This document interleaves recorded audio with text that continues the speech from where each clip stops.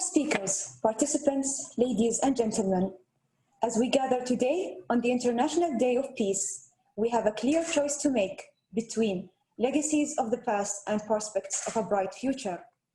The overwhelming majority of youth in our region deserve a future full of opportunities. The need to create an enabling environment becomes more acute as the world faces an unprecedented pandemic and an economic crisis. We at Trends Research and Advisory have endeavored constantly to highlight issues of global concern. We have collaborated with institutions worldwide to discuss some of the most pressing challenges facing humanity and invited the best in the industry to benefit from their expertise. Like on other occasions, we have amid us an elite panel of experts who are going to discuss today's subject, peace in the Middle East, forging a new path to security and prosperity. As I now give the floor to this evening's moderators and speakers, I have one important announcement to make. During this entire session, simultaneous translations are available in Arabic and Hebrew. So those who want to follow us in these languages are invited to switch to their respective channels. I now invite Mr. Hamid Al-Kaabi, Editor-in-Chief of Al-Ittihad newspaper in the United Arab Emirates, to deliver his keynote speech in Arabic, which will then be followed by English translation. Mr. Hamid, the floor is yours. السلام عليكم ورحمة الله وبركاته. في اليوم العالمي للسلام نهنئكم جميعا ونشكركم لقبول دعوتنا في هذه الندوة الكريمة التي تضم هذه الكوكبة من يعني المثقفين والإعلاميين، وأشكر أخي الدكتور محمد العلي مدير عام مركز ترندز على تنظيمه ورعايته لهذا الحدث المهم الذي يعتبر أول تعاون إعلامي بين الصحافة الإماراتية والصحافة الإسرائيلية. أيضاً أحب أشكر الصديق نطع ليفنا رئيس تحرير يدعو تحرنوت على قبوله في تنظيم هذا اللقاء، ونحن في أمس الحاجة خاصة بعد توقيع معاهدة السلام. وفي البداية أود أن أقول أن اليوم العالمي للسلام هي مناسبة إنسانية نبيلة نستثمر في إصدائها ندوتنا في هذا اليوم، وهي مناسبة تشع بالأمل في عالم أفضل يحدوه الاستقرار والنماء والتعايش من أجل ازدهار ومن أجل الشعوب ونهضتها وتنميتها المستدامة. ومن الإعلان عن اتفاق السلام بين الإمارات وإسرائيل في 13 أغسطس الماضي إلى أن تم توقيع معاهدة السلام بين البلدين في واشنطن، وأيضا انضمام مملكة البحرين الشقيقة وتوقيعها أيضا على اتفاقية السلام في نفس اليوم خلال الأسبوع الماضي. رسخت الإمارات مكانتها في هذا الإقليم كصانعة للسلام بروح إيجابية. ترسخ الإمارات مكانتها وأيضا تؤسس لواقع جديد عنوانه التعاون لمجابهة تحديات مشتركة في كثير من الملفات. أبرز ما من خلال مراقبتنا لأهم ما ورد في مجمل قضايا الاتفاق خلال السلام كانت قضايا رئيسية تعود بالنفع مباشرة على الإنسان بالدرجة الأولى. هذه القطاعات جميعها أعطيكم أمثلة منها، مثل الزراعة والمياه والطب ومكافحة الأوبئة والعلوم المتقدمة والذكاء الاصطناعي والطاقة والمناخ، أن هذه الملفات المهمة اللي كانت من أولى الأولويات الاتفاق. ولطالما أن شعوب المنطقة أنهكتها في صراعات تنطلق من الماضي وتنغمس على حساب متطلبات الحاضر والجاهزية للمستقبل. والآن ينبغي أن لا نجعل الماضي عقبة وأن على طريق نهضتنا وتنميتنا المستدامة، سواء كانت على في الصعيد المحلي للإمارات أو على مستوى المنطقة والإقليم ككل الذي نحن نعيش فيه. ولنا في تجارب الأمم نماذج إيجابية كثيرة لمجتمعات تقدمت وسبقت عندما قررت التحرر من الصراعات التي كانت تغلغل في الماضي واقلاله الثقيله التي ترهق السكان وترهق الانسان الموجود اينما حل اللا سلام او اللا استقرار، وطمحت في قد افضل بالحوار والتسامح وقبول الاخر.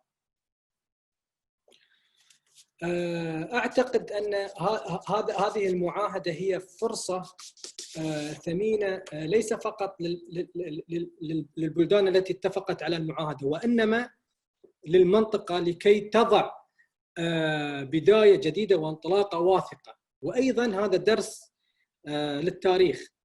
علمت البشريه ان الصراعات والحروب لا تصنع مستقبل ابدا، ولا تضمن رفاهيه، وان المستقبل للشعوب يمكن في التمسك بالسلام والتعايش والبحث عن نقاط الالتقاء، لا البحث عن مبررات التباعد. واعني هنا التباعد والفرقه بين البشر، لا اعني التباعد الجسدي لما يتعلق بموضوع كوفيد.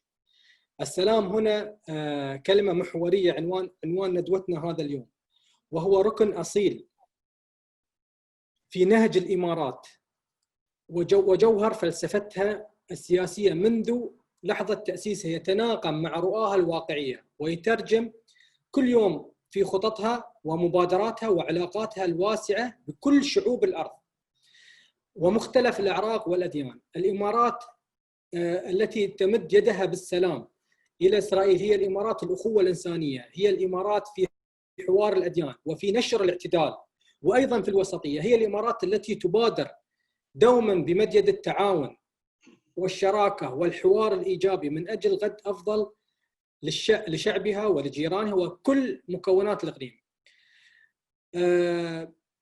اود ان لا اطيل عليكم في كلمتي حتى نترك المجال للاكاديميين والباحثين ان يثروا هذه الندوه.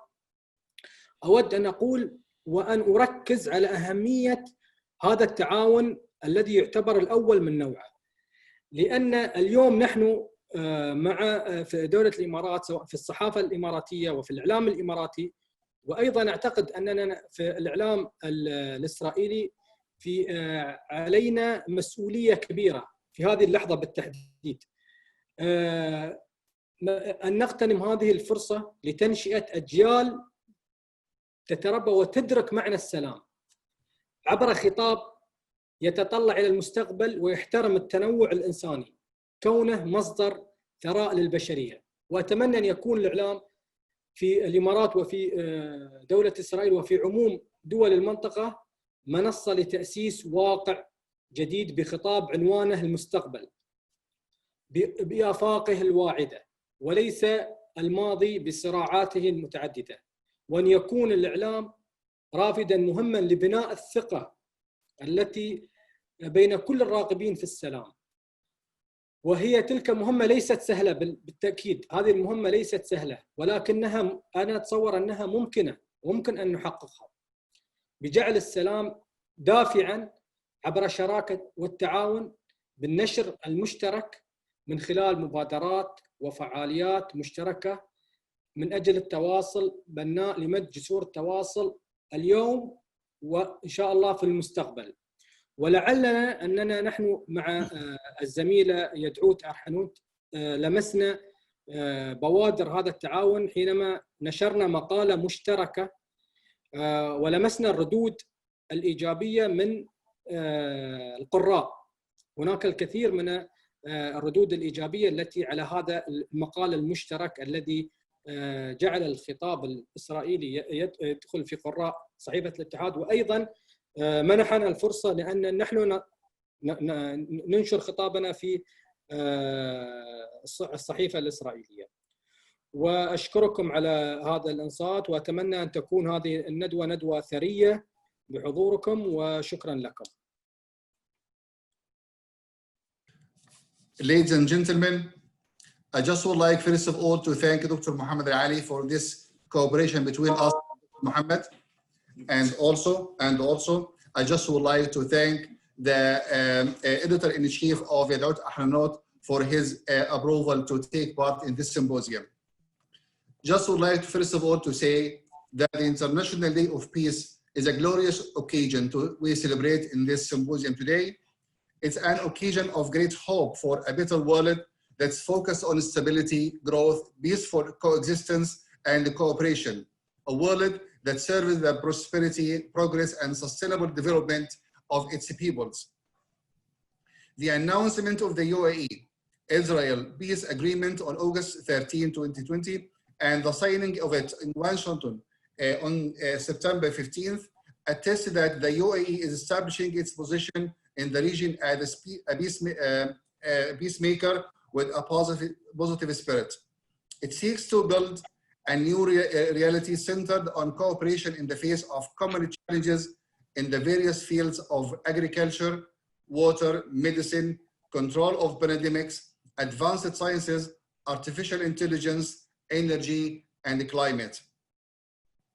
Peoples of the region have long been immersed in conflicts dragging on from past at the expense of their present and future. Today, we should not let the past hamper our march to a better future.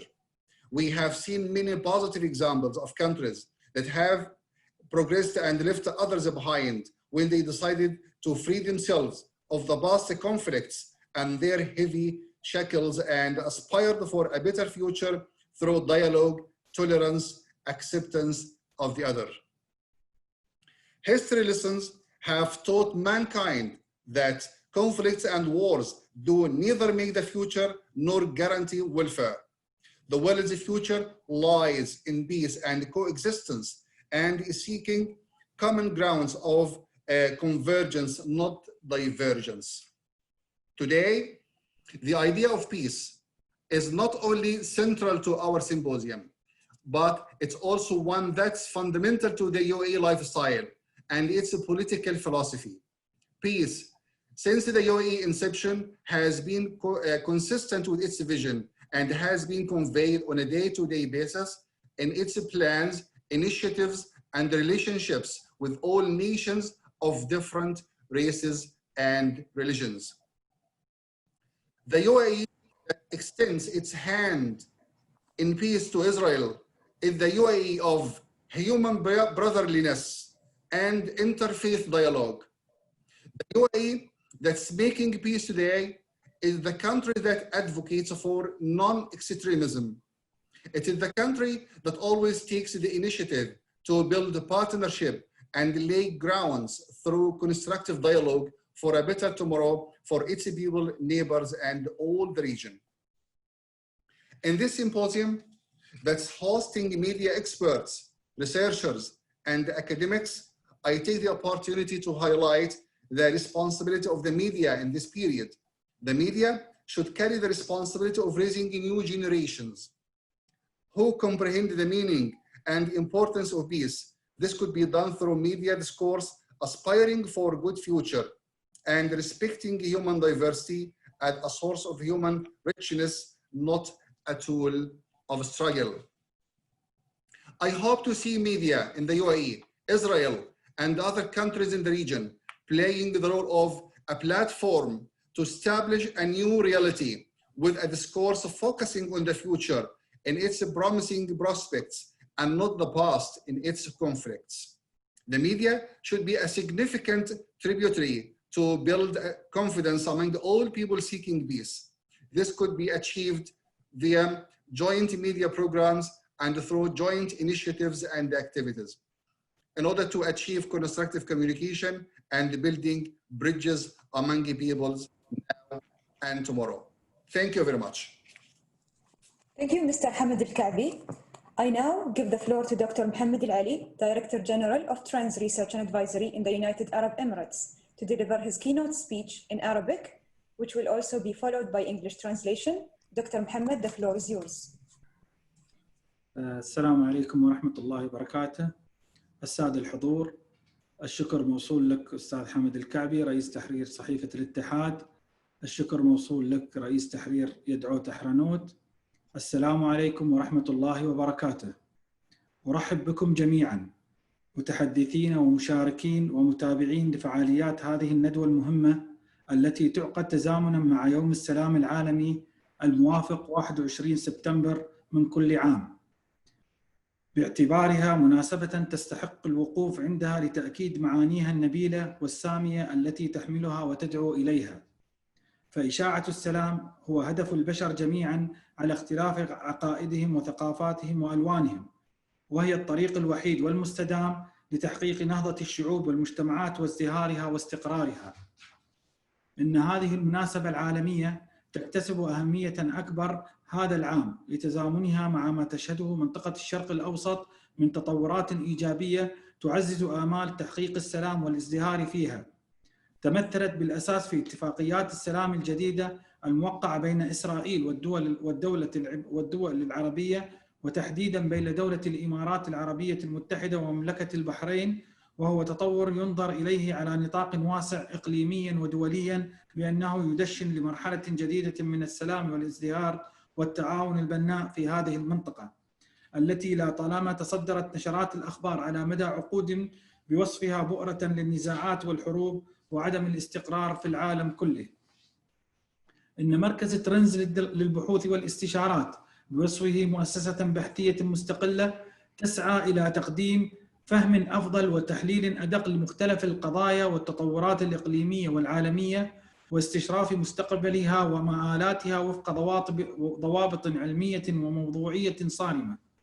نجح خلال الفترة الماضية بالتنسيق والتعاون مع العديد من المراكز البحثية والمؤسسات الإعلامية والأكاديمية العالمية في تنظيم العديد من الفعاليات العلمية المهمة التي تناولت بالبحث والتحليل التطورات والقضايا التي تشهدها المنطقة والعالم.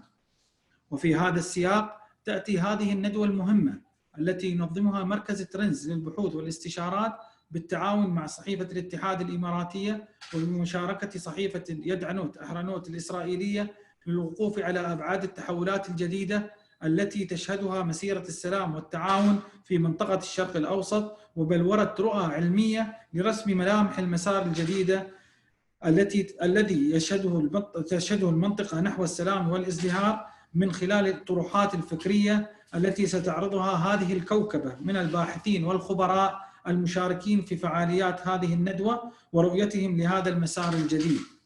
الحضور الكريم، إن موضوع هذه الندوة يمثل أحد أهداف ومجالات عمل مركز ترنز للبحوث والاستشارات الذي يسعى إلى توظيف المعرفة والبحث العلمي في خدمة قضايا التنمية والسلام. وبهذه المناسبة يسعدني الإعلان عن إطلاق اسم قاعة السلام للمؤتمرات على هذه القاعة، والتي تدار من خلالها فعاليات هذه الندوة المهمة وكافة الفعاليات التي ينظمها مركز ترنز، مؤكدين بتدشين هذه القاعة اليوم التزامنا بقيم السلام وأهمية تعزيزها على مستوى العالم. كما نعلن أيضا عن تدشين مشروع ترنز بلغات العالم، والذي سيكون من ضمن أهدافه ترسيخ قيم السلام العالمية بكل اللغات. ولا يسعني في النهاية إلى أن أتوجه بالشكر والتقدير لجميع الخبراء المشاركين في فعاليات هذه الندوة، ولشركائنا في صحيفتي الاتحاد ويدعوت أحرنوت، متمنيا أن تخرج هذه الندوة بنتائج وأفكار تعزز هذا المسار الجديد الذي تشهده المنطقة نحو السلام والتعاون والازدهار. والسلام عليكم ورحمة الله وبركاته. Respected ladies and gentlemen, first of all, just would like to welcome Mr. Hamid Al-Ka'bi, the editor-in-chief of Al-Ittihad newspaper, and also just would like to welcome the editor-in-chief of Yarout Ahranot newspaper. I welcome you all, speakers, participants, and the followers to this important symposium, which coincides with the International Day of Peace, celebrated across the world each year on September 21st. It's an occasion on which we have to emphasize the noble meanings it embodies and calls for. Peace is the goal of all human beings, irrespective of their beliefs, cultures, or colors. It is the only sustainable way for peoples and societies to achieve stability, progress, and prosperity. This international occasion gains more significance this year in light of the positive developments taking place in the Middle East, which enhance hope for achieving peace and prosperity. This year, we have witnessed the new peace agreements between Israel and Arab countries, particularly between Israel and the UAE and Bahrain.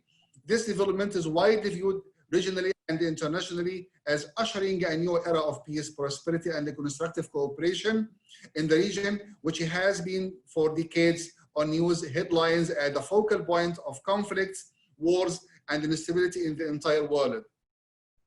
Ladies and gentlemen, as an independent think tank, Trends Research and Advisory is seeking to provide a better understanding and the most precise analysis of various regional and international issues, besides foreseeing their future and the prospects based on their strict scientific and objective standards and regulations. During the past short period, and through cooperation and coordination with many international think tanks, media, and academic institutions, Trends Center succeeded in organizing numerous significant scientific activities which focus on researching and analyzing issues and developments witnessed in this region and the world at large.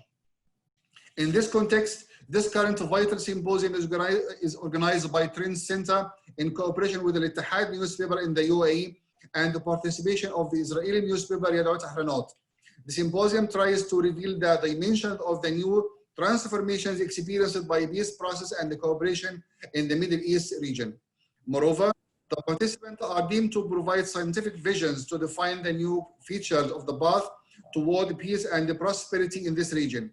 These visions will be displayed through the intellectual perspectives presented by this respected group of researcher experts who are participating in this event and their vision of the new path. Ladies and gentlemen, the theme of this symposium is at the core of Trends' field of activity and objectives. The center seeks to use knowledge and scientific research in service of development and peace. On this occasion, I am delighted to announce that this hall has been renamed as Peace Conferences Hall. The activities of this important symposium and all events organized by the center were run in this newly named hall. The name of the hall signifies our dedication and commitments to the path of peace and importance of enhancing it across the world. I would like also to announce the launch of Trends Global Languages Unit, which aims to entrench the global values of peace in all languages. Finally, I extend my thanks and appreciation to all experts taking part in these activities of this symposium, and to our partners in organizing the event, Al-Ittihad and the Yadot Ahranot newspapers. Hopefully, this symposium will produce outcomes and ideas that enhance the new path witnessed in this region toward peace, cooperation, and prosperity. Thank you, and best regards. Thank you, Dr. Mohammed Al-Ali. Tonight's symposium will consist of two sessions. The first session will be moderated by Michal Divon, an Israeli-American journalist and news anchor. The second session will be moderated by His Excellency Ambassador Ahmed Al-Hosseini. Please note that there will be a short intermission of 5 minutes in between the two sessions. I now give the floor to Michal for the first session of the symposium. Thank you very much. Salam alaikum, shalom aleichem, ladies and gentlemen, honorable guests, it's my pleasure to welcome you to today's Trends Symposium held on International Day of Peace. Good evening, Masai al-Khir, Erev Tov to everyone joining us from the UAE, Israel, Bahrain, and the entire Middle East, and greetings to those joining us from the rest of the world. My name is Michal Divon, and it is my utmost honor to be your moderator for the first part of this evening. The bravery found in true leadership has granted us, the people, the gift of a lifetime. You gave us not only peace, but a true, long-lasting friendship. As the daughter of an Israeli ambassador and lifelong diplomat, I was taught from an early age not only to strive for peace, but to actively pursue it. Just like it's mentioned in the Bible, Oseh Shalom Verodfeu, Psalms 34:14. Like many others, I dared not believe this peace would become a reality so soon. And so this month has truly been a dream come true, a defining moment for all of us, and a gift for generations to come. Today's symposium marks the beginning of our shared journey, and I'm extremely excited to dive in and introduce our remarkable speakers. Each speaker will have 10 minutes, followed by Q&A, at the very end, so please feel free to submit your questions as we go. Without further ado, it's my honor to introduce our first topic, World Peace Day, an opportunity to overcome the legacy of conflict, and introduce our speaker, Dr. Mark Gopin, the director of the Center for World Religions, Diplomacy and Conflict Resolution at George Mason University. Dr. Gopin has trained thousands of people worldwide in peace-building strategies for complex conflicts and has engaged in back-channel diplomacy with religious, political, and military figures. His work has been published in the International Herald Tribune, the Boston Globe, the Christian Science Monitor, and many more. Dr. Gopin, the stage is yours. Thank you very much. And I will limit myself to 10 minutes. And I apologize for the challenge in that because of the age of Zoom, I am double booked and with my students. I'm an active professor at George Mason University, where we have a school, the Carter School for Peace and Conflict Resolution, and I direct the center within that school, but I have ongoing graduate courses. And one of those courses has involved students from the UAE. I had a student from UAE before COVID hit, and he's a police officer in Abu Dhabi, and he relocated to Abu Dhabi, and we continued the course together. And it's a good example of where the collaboration can take place on a people-to-people basis, because what we did in that class was delve deeply into the issue of policing with the skills of conflict resolution, conflict management, psychosocial relations, in order to prevent violence in families, in order to help heal relationships that very often police officers find themselves in the middle of. I've also visited Abu Dhabi and have been very honored to have friends there and students there. What struck me so much traveling throughout the city was how many public messages there were on the importance of tolerance, on the importance of coexistence. I was deeply impressed by the intentionality of the style and substance of modernization that was focused on tolerance. And I think that we can build on that in terms of international relationships. In my field of conflict analysis and resolution, we see distinct patterns between international relations, state-to-state relations, relations within a society, and even relations within a family. And there is a subtle combination of affect and cognition. And a lot of our work now is focused on neuroscience and neuroplasticity. And we're keenly interested in how people go from a relationship of violence and war to a relationship of peace.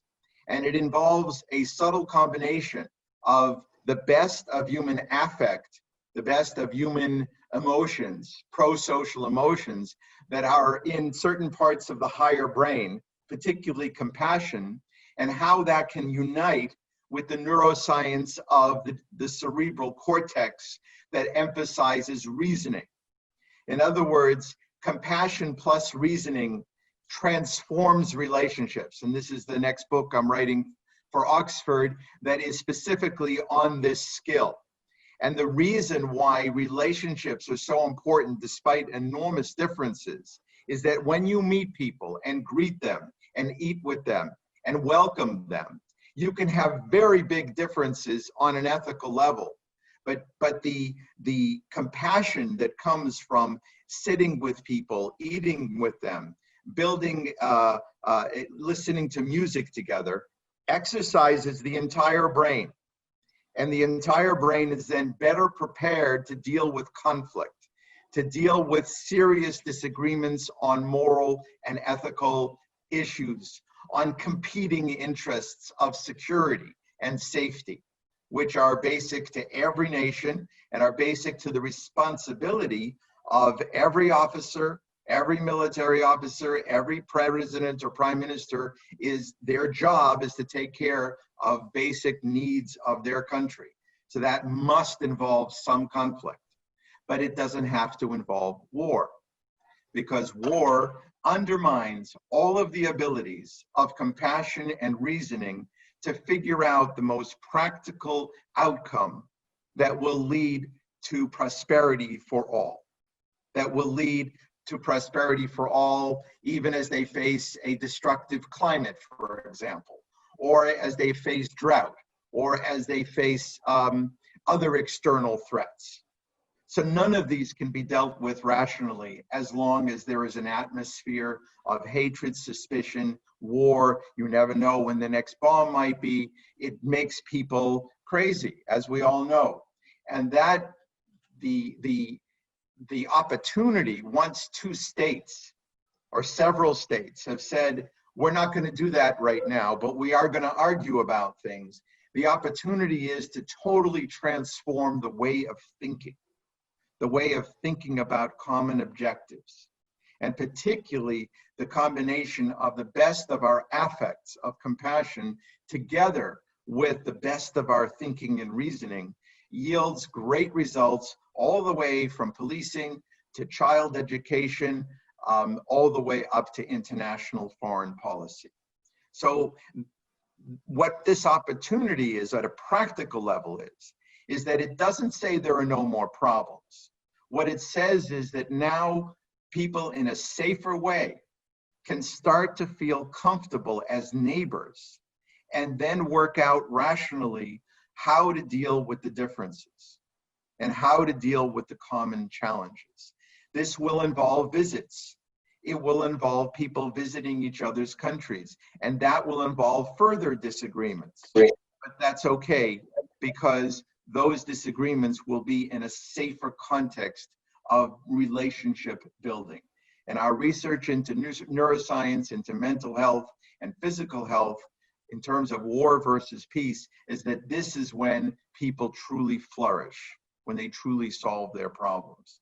So I am wishing all of you, I worked for 30 years in the Middle East in many countries, and I am wishing all of you a wonderful opportunity to build these relationships.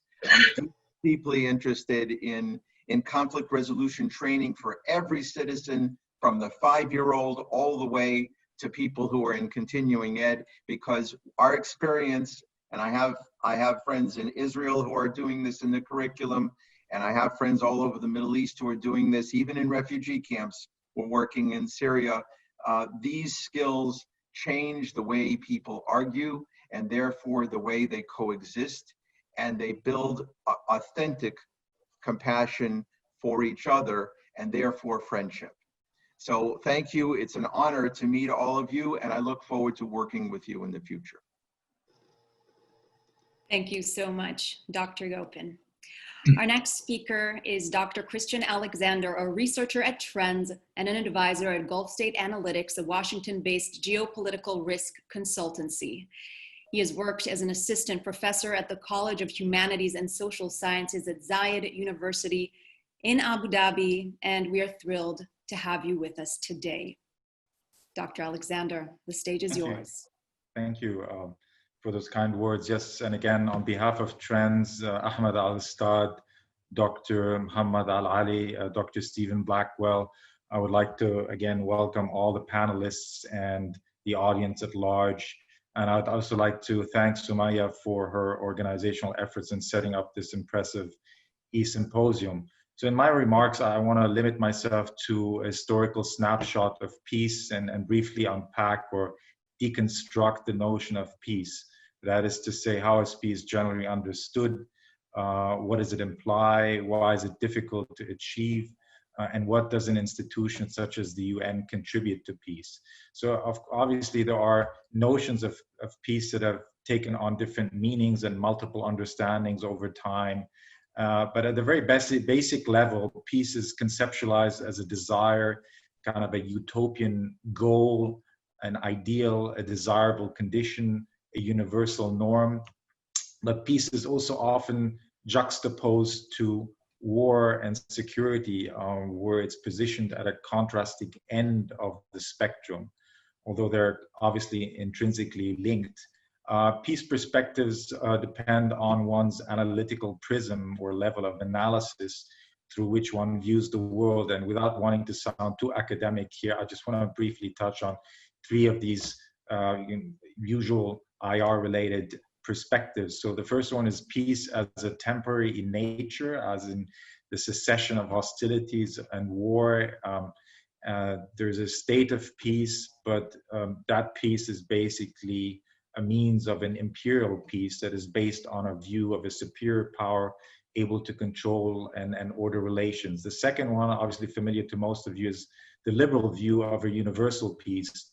So wars are and conflict are not inevitable.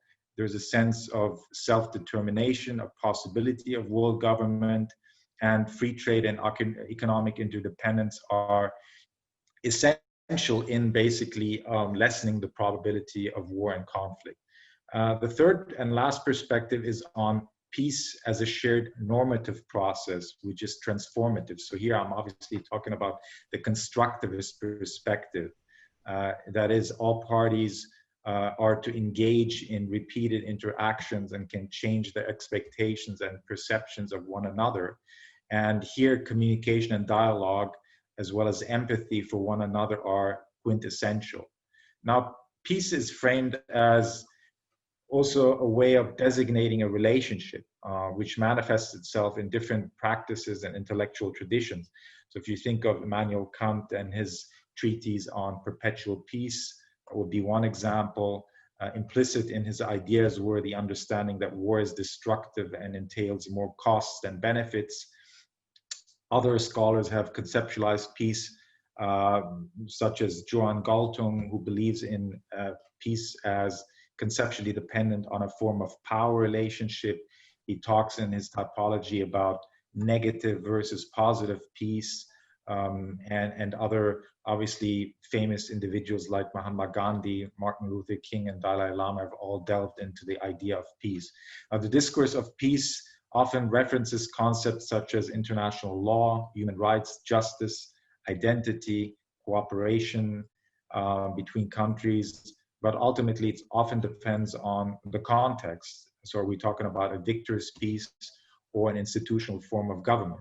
Lastly, we can find a reading of peace as conflict management, found in the field of peace studies, a process that seeks to conflict resolution, solving violent conflict by practicing the building of peace, may it be top down or from the grassroots level, and addressing the root causes of war.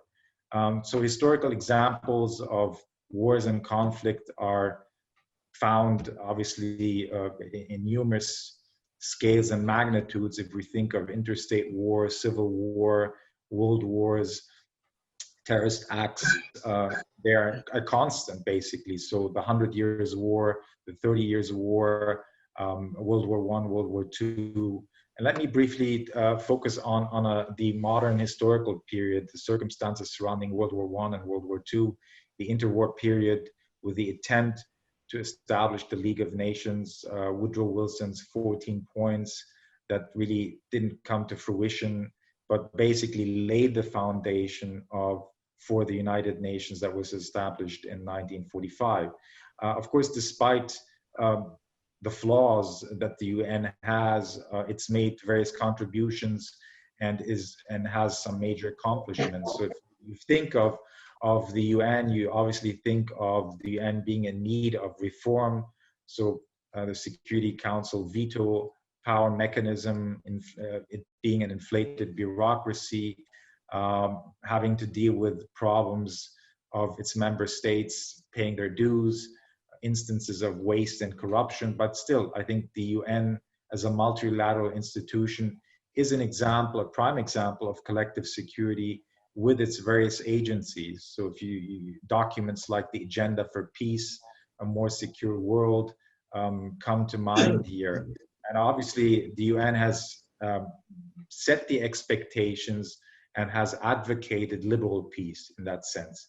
It's also known for humanitarian efforts, the creation of internationally mediated peace and treaties, peacekeeping operations, peace-building efforts in their various guises, drawing attention to the concept of human security, that is to say that individuals, not just states, are important actors, holding accountable those who have committed major atrocities, and putting forward the norm of responsibility to protect when it comes to issues like genocide and massacres. In addition to that, the notion and importance of the rule of law, such as the International Court of Justice. So all of these provide a useful framework. Now, in the post-World War period, the Cold War phase has brought about what many have termed a long period of peace. But of course, nuclear weapons, proxy wars, ideological conflict, which has now morphed into more of a sectarian new Cold War type of phase, have not diminished the possibility for outright wars. Unfortunately, wars and conflicts have persisted. There has been a shift to what some have called new wars from old wars, meaning that we are now in a phase of postmodern warfare, which is characterized through the use of advanced military technology, drones, cyber attacks, the involvement of non-state actors through asymmetric warfare. The issues of identity have taken on a more salient role. And of course, we've also, as of more recent, seen the emergence of new security threats, such as health-related issues, environmental threats, that might not lead to war, but may exacerbate already existing tensions. On a parting note, I would like to briefly touch on obstacles to peace that need to be analyzed, understood, and addressed in order to better create the circumstances for peace. So for one, there should be open lines of communication. There should be the avoidance of misperception of one another through intercultural understanding and sustainable dialogue. We need to also look at aggrieved parties or so-called spoiler groups who feel left out of the negotiations. Another important issue is structural inequalities, such as racial discrimination or economic injustices. Of course, diplomacy here at its various levels has to be practiced and needs to be implemented.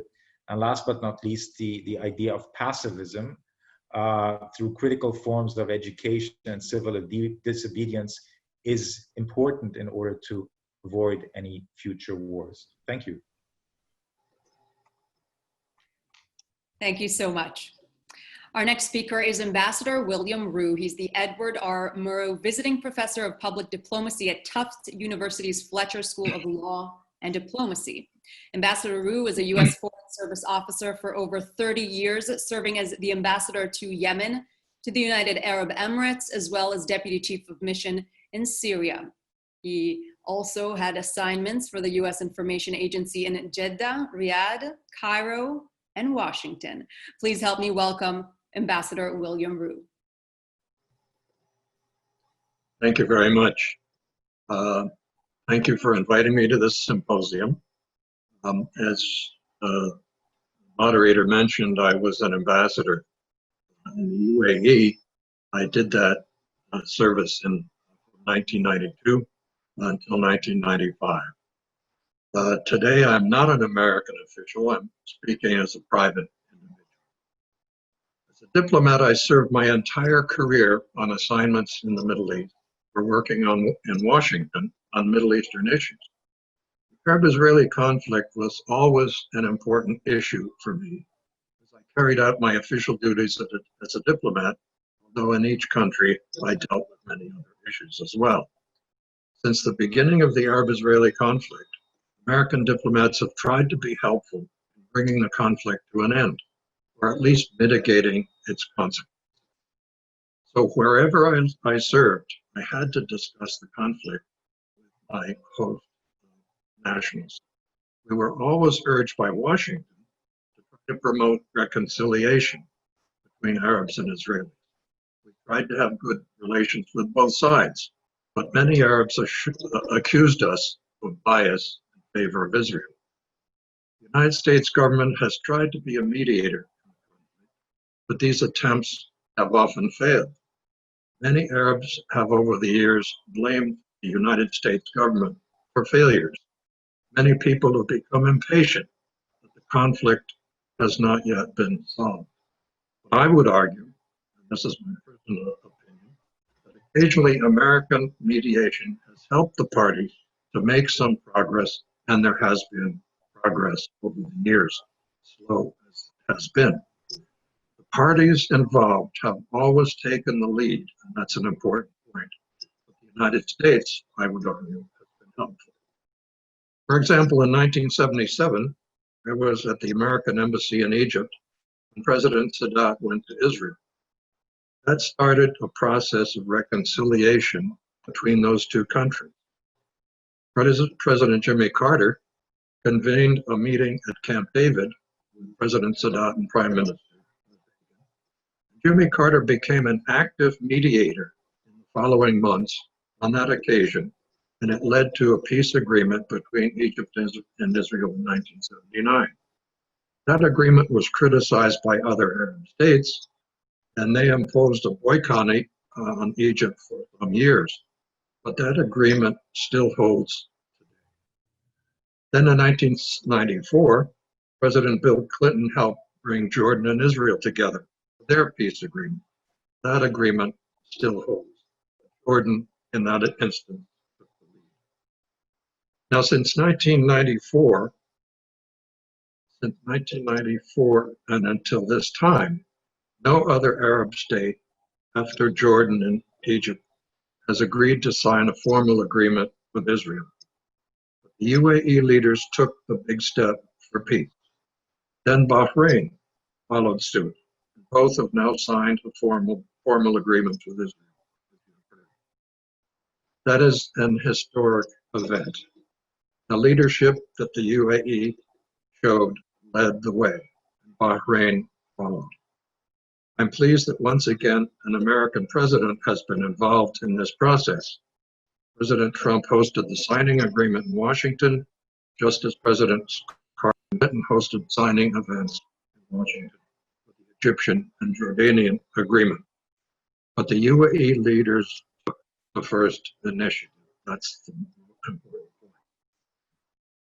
I can tell you that the relationship between the UAE and the United States has been very strong since the founding of the UAE in 1971.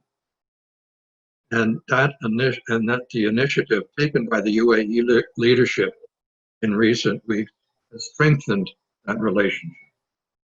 Americans in private or public positions have praised these new agreements. And as a former diplomat, I'm very pleased to see reconciliation. Thanks. Now, finally, people have asked me what will happen next. I know enough about the Middle East to resist answering that question. I cannot predict the future. Will the other Arab states follow the lead of the UAE and make agreements with Israel? As a former diplomat, I very much hope that this historic breakthrough by the UAE will lead to more steps toward peace and reconciliation in the region. But I have also heard many people in America and the Middle East saying that a lot more needs to be done to bring about genuine peace. In particular, the ultimate fate of the Palestinians is not clear. Those recent agreements have apparently suspended the Israeli threat to annex the West Bank. In my view, that's a good thing because annexation would be very bad for the Palestinians. And I understand UAE officials have now expressed assurances that they continue to support the achievement of the rights of the Palestinians. That is reassuring to Americans who care about the Palestinian people. In any case, the UAE leadership has taken a very important step, and this has opened the door to new possibilities. We hope and expect that everyone involved will take advantage of this opportunity, inshallah. Thank you. Thank you so much, Mr. Ambassador. It's such a privilege to hear your perspective with so many years of experience. Our next speaker is Abdallah Al-Junaid. He's a Bahraini writer and political analyst, a keen follower of current global affairs who appears regularly on Sky News Arabia, BBC TV and radio, and France 24 as a political commentator and analyst. He's a columnist and contributing writer for various distinguished publications such as Al-Ayam newspaper, Bahrain Makkah newspaper, KSA, Security and Defense Arabia, Sky News Arabia website, and the Washington Institute for Near East Studies, and many more. Without further ado, please help me welcome Abdallah Al-Junaid.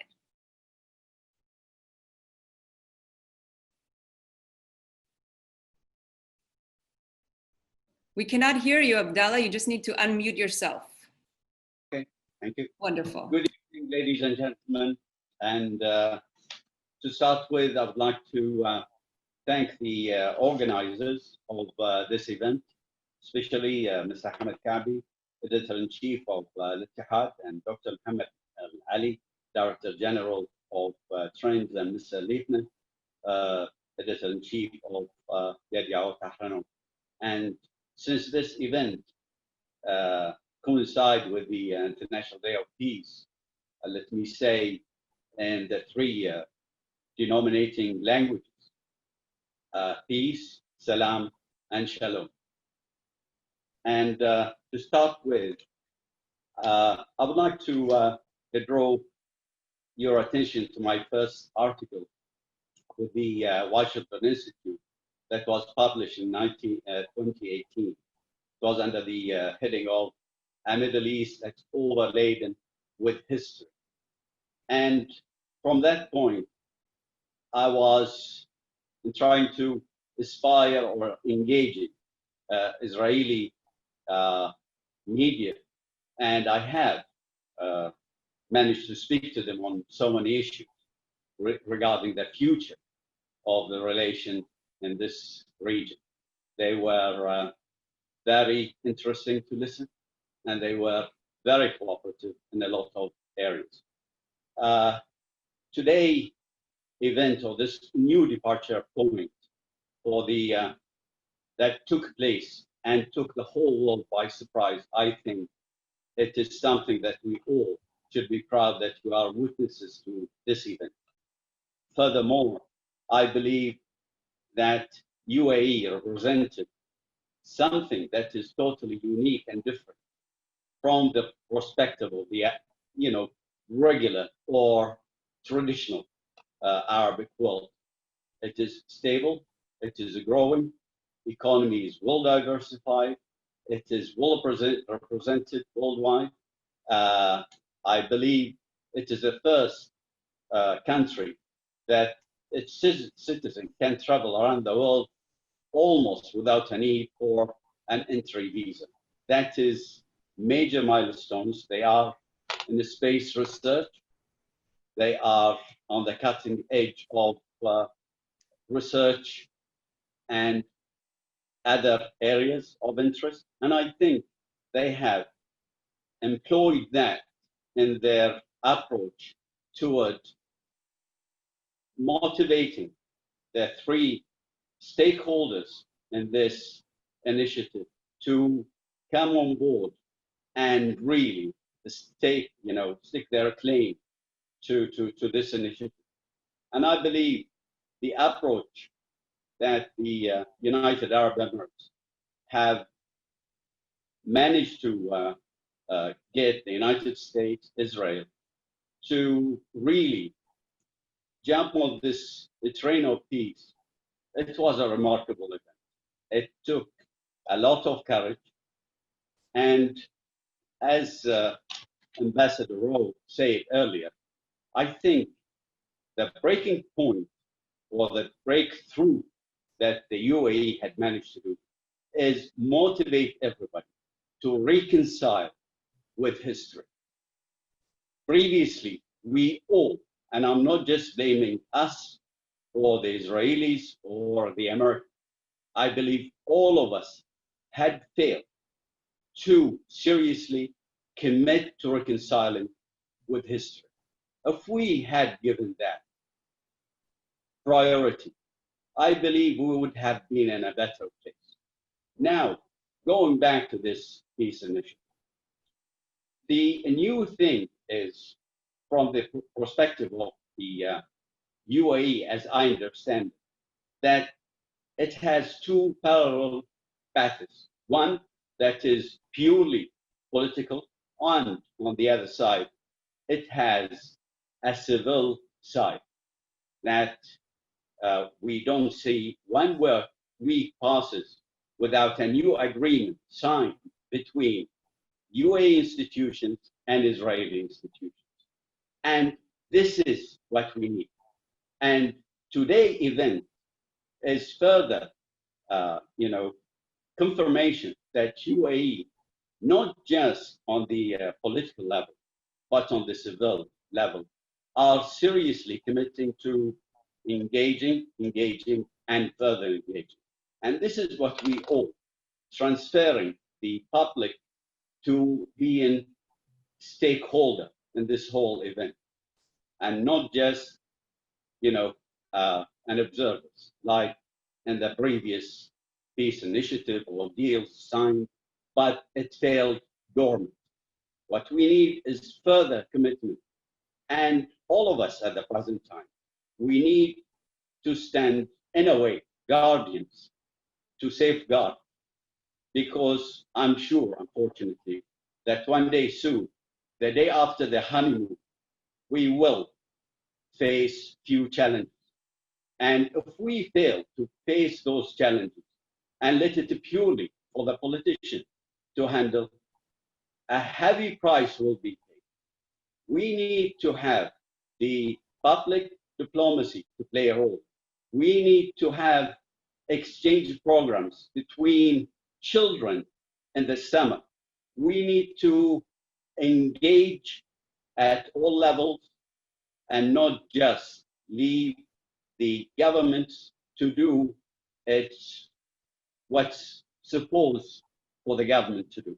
We need to continue invigorating, supporting, and I hope that the media could play a major role in sponsoring co-publication to continue playing that role for their continuous, future. Those are my words. Thank you very much. Thank you so much. And we will definitely be touching upon how we can further our commitment in the Q&A session. So thank you again. I'm now excited to introduce our next speaker. We're also moving to the second topic, Arab-Israel peace agreements, new vision for a lasting peace in the Middle East. So our next speaker is Miss Adeya Al-Sayed, the first female president of the Bahrain Journalists Association. Adeya worked as media and international news advisor for the Ministry of Cabinet Affairs and Ministry of Information. She served as a spokesperson for Bahrain's parliamentary and municipal elections in 2006 and is also on the board of trustees of the Dubai-based Arab Women Federation. During the last 3 decades, she has worked in print media and hosted weekly radio and television programs discussing political issues, social change in Arab societies, and women's rights. Adeya, you are a true inspiration. It is my absolute pleasure to welcome you. The stage is yours. A million thanks, Mekhan. Shanatova to start with. Happy New Year, everyone. It's a pleasure to be with my colleagues discussing this great achievement. And earlier today, just a few hours ago, I had the pleasure of being in an event where Israeli President Rivlin spoke and addressed journalists, and the words that he shared with us about how he was raised in a house where his father translated Quran from Arabic to Hebrew just said something about this great leadership that you have in Israel.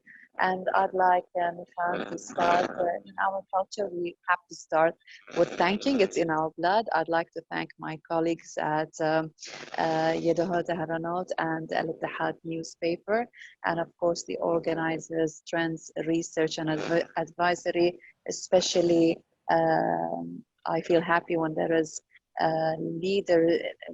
leadership among women, and Ms. Sumaya has been working hard to put this together. So thank you everyone for contributing towards the success of this event. Mekhan, it's a pleasure to be with you, and we got in touch just a couple of days ago, and it shows that we journalists, when we get together, we can come up with something that we can work with for a better world, for peace to be peace, for our peace goals to be achieved. Let me start by saying that the moment the agreement was signed, and please stop me any moment because journalists tend to speak a lot, so I might lose track of time. Let me start by saying that the moment the agreement was signed by the beloved United Arab Emirates, Bahrain, and Israel, it was a moment of joy for everyone. And I remember that at that moment I had to appear live on one of the TV stations, and I couldn't stop smiling. My smile did, however, irritate some of the guests, and I just wondered why people are resentful towards what should be one of the biggest moments in the history of the Arab world, where what we hadn't achieved in 70 years, we achieved in 4 weeks, and this was huge. United Arab Emirates took a great initiative. Bahrain took a great step, and this is something I never thought I would witness in my lifetime. I want to go back to 25 years ago, something that I could never ever forget. When we travel, usually you meet people from different nationalities, and we were, my family and I were in an elevator, and we asked the family who were with us in the elevator, asked us, where are we from? And I said, we are from Bahrain. And then we obviously asked, where are you from? And the hesitation I heard in their voice broke my heart, because they hesitated about saying where they are from. And when we smiled and insisted that you should say, where are you from? They said that they are from Israel. And I could never forget that hesitation, because isolating others is unacceptable. It's against basic human rights. And I feel that people who don't believe in peace are people who are isolated themselves. People who believe in peace do not isolate others, nor accept being isolated. So today we say to people in Israel, welcome to this peace agreement.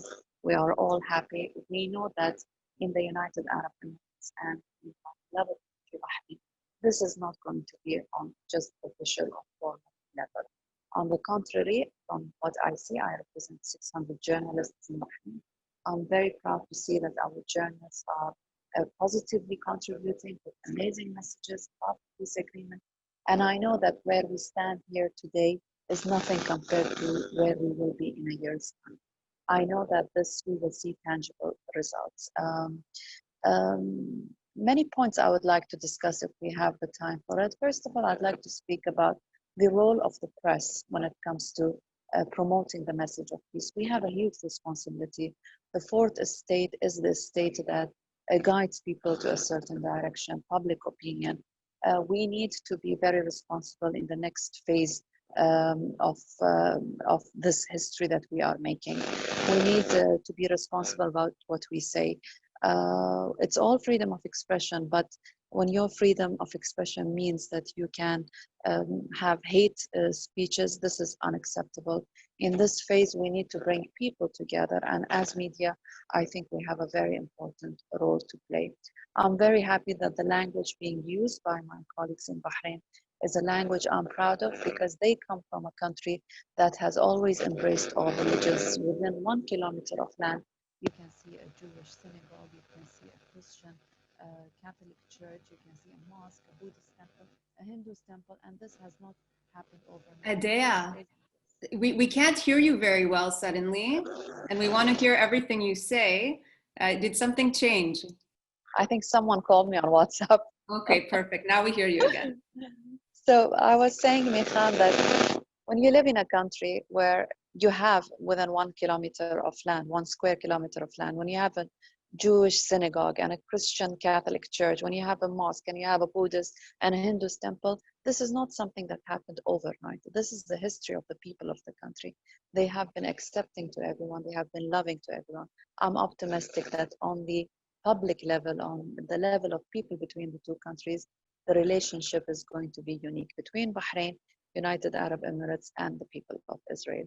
I'm very optimistic about that. Now, if we want to go to the politics of the situation, I believe in having, I don't believe that you should never have more allies in the region and more friends in the region, especially with the challenges that we have been all facing lately. Israel has faced threats from Hezbollah all throughout time. Hezbollah has been a threat to my country. The Iranian regime has been a threat to my country. So if alliances means that I face these threats with my friends, I would do that. But what I want to emphasize here is the intention of this peace agreement. I can never take that credit away from the peace agreement. The peace agreement wasn't intended to just face the challenges that we have. Let's be honest and practical and clear about this. We wanted peace with Israel. We never had issues with Israel. We want to be able to have that human relations with the people of Israel. So why underestimate this huge thing that Bahrain and United Arab Emirates have done, and what Israel has also attempted to do for years? Israel has also attempted to become closer to these Arab states. And why am I optimistic? Because the intention of all three countries is to bring peace to the region.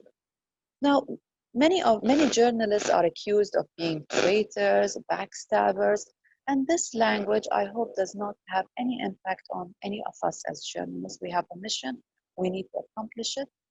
Many of us will have to face a lot of language that is threatening, but end of the day, the mission is bigger than these threats that we might be facing. The challenges we face. We seem to be losing you again. The sound again isn't very good. Maybe you can try not to move it, or maybe the cable shouldn't touch anything else. I think it's the cable. Yeah. Perfect. Did that exceed my 10 minutes? No, so that I just, we weren't hearing you well. So as we near the 10 minutes, we do want to hear your final thoughts. And now that Final we can thoughts? hear clearly. Final thoughts, bravo United Arab Emirates, bravo Israel, bravo Bahrain. We are all going to move forward. We don't want to look backwards, we want to look forwards. We have a future for our children. We want a region that wherein an Israeli family aren't worried about a rocket landing up on their land, neither are Palestinian children worried about what's going to happen next. We want a region that is peaceful, that is stable, and we will all make this work together. I'm sure about that. Thank you so much. And as you mentioned, we have a lot of work ahead of us, and I'm sure we will get right to work to make sure that this peace is brought as far as it can go. Our next speaker is Dr. Iyad Al-Dajani. He's a fellow researcher at the Jannah Center for Reconciliation Studies, international coordinator for the Middle East and North Africa, and author of Internet Communication Technologies for Reconciliation. Dr. Al-Dajani earned a bachelor's in computer science, a master's in regional and American studies from the Al-Quds University, and PhD in communication science from Friedrich Schiller University. He's also a webmaster and obtained a master's in a web development certificate from HackerU in Tel Aviv. So Dr. Al-Dajani, it is my absolute pleasure. The stage is yours. Thank you very much, actually, for having me. I would like to thank also Trends for really bringing me on this panel. Actually, I am part of the Jannah Center for Reconciliation Studies, and I'm also the executive director for the Academic Alliance for Reconciliation in the Middle East and North Africa. I will try to now share with you my PowerPoint that I will try to go through it very fast. I will try as much as I can. Not very fast, but I'll try my best. So I think everyone is watching my PowerPoint correctly. Just starting, and let's start. So here's, I would like to talk about the Jannah Center. The Jannah Center is in Jannah, and we have about 15 professors. We're a PhD program, and we work on conflict resolution and religious studies and conflict transformation issues developing in the Middle East and North Africa and the world, actually. We work in Korea and different places, South Africa, Colombia, Latin America, different places around the world. We get our funding from, we have the DFG project, German Science Foundation. We have a project with the Erasmus Plus, projects with the EU. So this is part of who we are, and we believe in the momentum of reconciliation in the middle of the strife, and everything apart finds each other again. So this is by Friedrich Hölderlin in 1998 from his book, from like a book called Werk und Brief. So let me talk about it a little bit. Friedrich Hölderlin is a writer who wrote the novel Hyperion in 1799 about reconciliation being in the middle of conflict. So where we are seeking of at the Vienna Center that the minority that seeks reconciliation will become a majority. And it's an essence for us as kind of like you can say a vaccine for the conflict that has stagnated for a long, long time because of history that has happened and the stagnation of not building because of the historical movement and atrocities that happens before. This is about like one of our only from the Book of the Dead of the Pharaohs. So we kind of like tell you that reconciliation is not what we are doing right now, and it's not something that new. Even the Pharaohs, as you see, there's like 4 gods that are trying to work together. And to us, we're like more than many religions, as the other representative said, that want to live hope and like to understand of justice and reconciliation. That was like 4,000 years ago, not now. And yeah. Sorry to interrupt. Can you put it on full screen so we can see it better? Just a moment. Okay, let's try. That's better? Wonderful. Thank you. Okay. So I read a book about forgiveness in Islam. One of the phrases that 10 professors took from the Quran is this verse is why, because God says the people who are tolerant and have power to forgive, they can be the people who have perseverance and power. So this is like from the Quran itself, that people who goes to this peace among of all those conflicts that's happening, they are people and are ready to forgive and commit for what they are doing. So the other way I would like to talk about our reconciliation. It is a restoration of relationship between individual, group, states, after the violence of war, genocide, atrocities, civil war, apartheid, segregation, enslavement, and a long, years of conflict. So this was the statement done by Professor Dr. Martin Leiner, is the director of our center. We also believe that reconciliation as a policy requires a long-term strategy with many practices, with many levels. This is like from Kreisberg, actually, as is a process by which parties that have experienced oppressive relationship, destructive or each other movement to attain, restore, and relationship. Minimal accepted is enough. This is from Simon Bartov. You see Bartov, Simon, in 2004, he talked about the essence of reconciliation, how it affects and changes societies. So it can challenge society in groups, rival groups, one's own group, relation groups. It can, challenge people with themselves to accept peace. So this is about, now I'm not going more into our work, where we are now moving from conflict resolution to conflict transformation and transitional shifts. So we called it the alternative approaches in conflict resolution. And this book was published by our center as well. And then we have some strategies that we improvise actually in our work at the Vienna Center, like political and legal provisions. Those strategies are for reconciliation. So some of them are the creation of common security, disbarment of crisis and management, and apologies, reparations, cooperation, the acceptance of the history of the other, the confrontation of the historical narrative, the integration of both groups for a common purpose for a better future, international strategies to humanize the image of the other. And these tools that we are gonna talk about sometimes when we see reconciliation, apology, truth, public trials, reparations, reconciliation education, internet communication technology that I worked for in my book, Internet Communication Technology for Reconciliation, the communication media, also NGOs and joint project, culture exchange. What does all of this do to our conflict? So here's how our conflict is going. Reconciliation would create justice and coexistence, and it will tackle conflict in a way that it will go to reconciliation. And when you have reconciliation, one of the essence of reconciliation, it will develop a reality, a new reality for a better future for our children, for the better future of common and being together. So this is why people are doing reconciliation. One of the questions that I had experiences in Ireland, where now until today they have a lot of problems in Northern Ireland. But then when I was talking about it in the university, in Trinity College, would they go back before reconciliation? Nobody in the room said yes. So even as minimum as it is, as minimum of change that it can happen. So it's really essence. So here's, I talk some reconciliation in Arabic. So it's like musalaha, ta'ayush, mujalasa, mujayara, musamaha, muasafat, tardiyah, tawsiyah. These are kind of like, reconciliation is a broad meaning. So we define reconciliation as its own definition, not by words.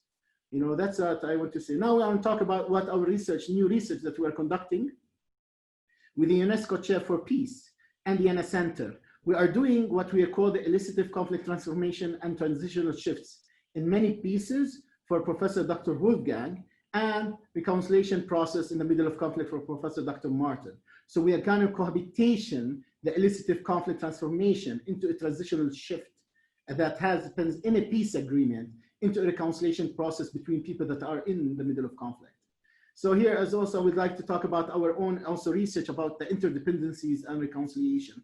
One of the failures of peace agreements that they do not really empower interdependencies, and it become more dependent, where the power country will be more stronger than a weak country, and the weak country becomes dependent on the other power country, and this is no interdependency, so the peace agreement gets stagnated forever.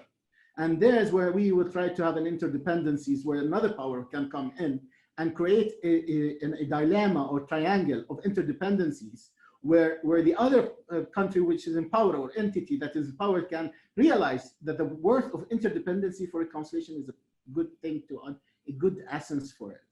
One of our projects that I would like to talk about is Heart of Flesh Not Stone project. This project was between, we brought Israelis and Palestinian scholars and also Israelis and Palestinian students to, the Israelis visited the Heshi camps and the Palestinians visited Auschwitz.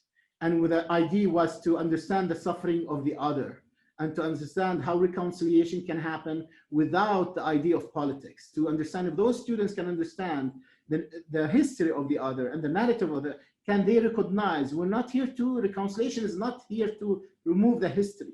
It is recognition. It's a very understanding part for recognizing the suffering of the other and the historical narrative of the other. So our own future children can really understand that this happened, this was there, that's why we are doing this, and that's why we're going to reconciliation.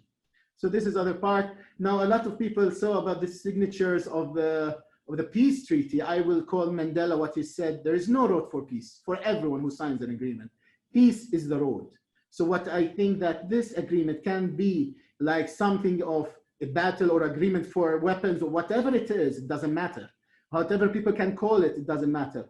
We can take it and make it as a reconciliation road for all people, and then it can be inspiring. As we said, there's a corona vaccine, and reconciliation can be the vaccine, and the agreement can be as also a dot in a brick of a wall. So this is how you take it. You can make an agreement like in Colombia, and it can stay forever. These are part of our work. We hosted now, and we are a part of the Academic Alliance for Reconciliation in the Middle East and North Africa. It's funded by the EU, and we have the last 2 months, we brought a project and a conference. We had 108 participant professors from all around the world, and we had 43 institutions who wants to work on reconciliation, 22 university institutions in the Arab world that wants to work on reconciliation and develop it in the higher education institutions in the field of peace and reconciliation studies. So this is our initiative, and we are trying now to make it bigger and bigger, and it's going to develop like massive programs and studies in the Middle East and North Africa. This I would like just to show some of why we are working on reconciliation. Germany and France, Korea, Nelson Mandela. And this is, I like this phrase, resentment is like drinking poison and then hoping it will kill your enemy. It will never happen. Reconciliation can challenge the overcoming of apartheid. It becomes the truth is the road to reconciliation.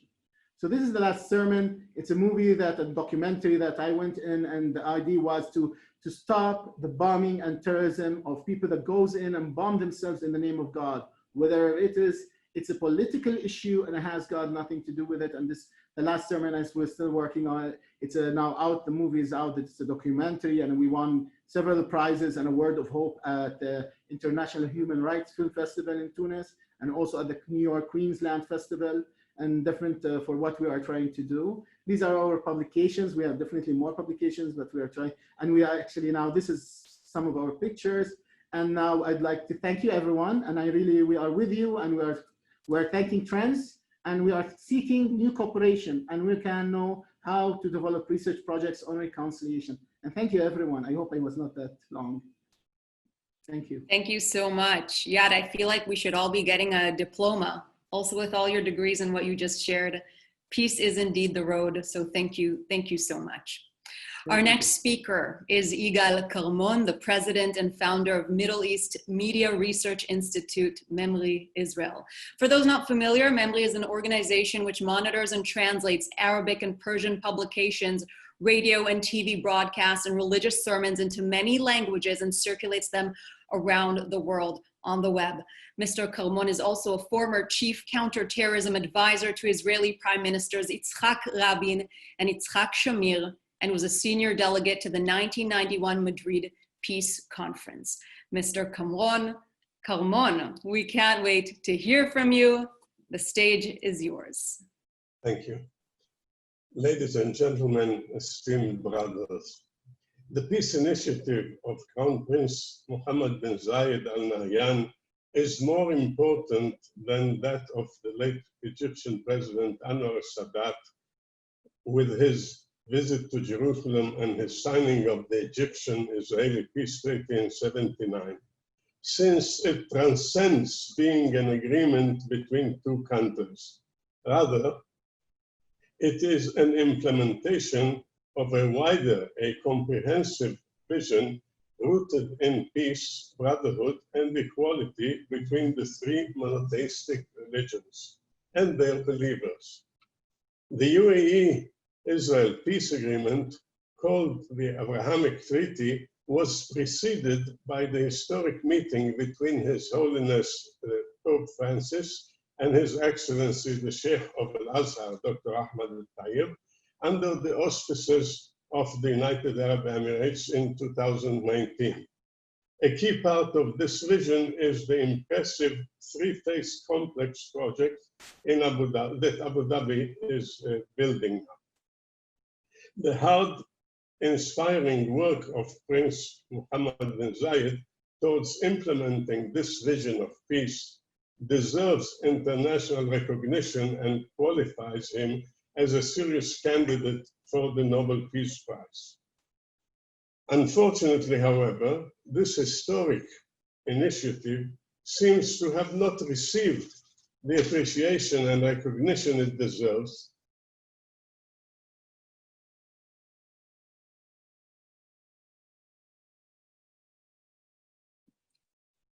I think we may have lost Yigal Karmon. We will give it another minute.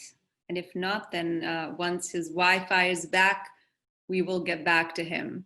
As we all know, these are the realities today with Zoom and internet, as we're all using it at the same time around the world. So, okay, seems like we lost him.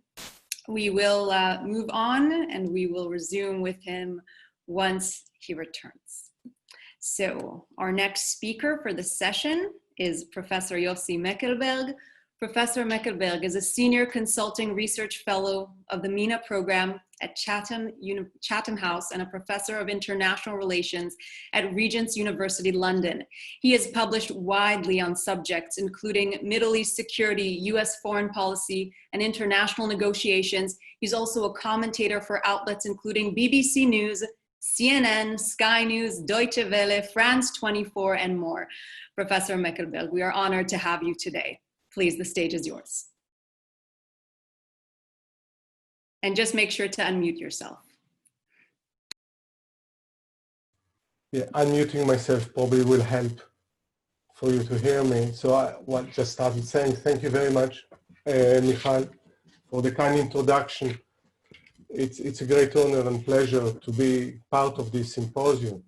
And really thank you very much, Trent, for organizing this important, dare I say, historic symposium, especially on this year's International Day of Peace, or Peace Day.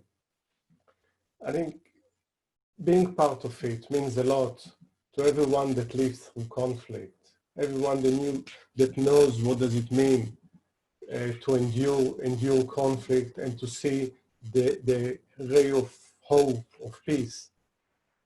And not only today, I think part of what Trent is doing, and I'm very privileged to be invited to be part of it, is to creating new knowledge and disseminate it in advancing the cause of regional, global peace, but also about the improving of human condition, because I think they are going hand in hand.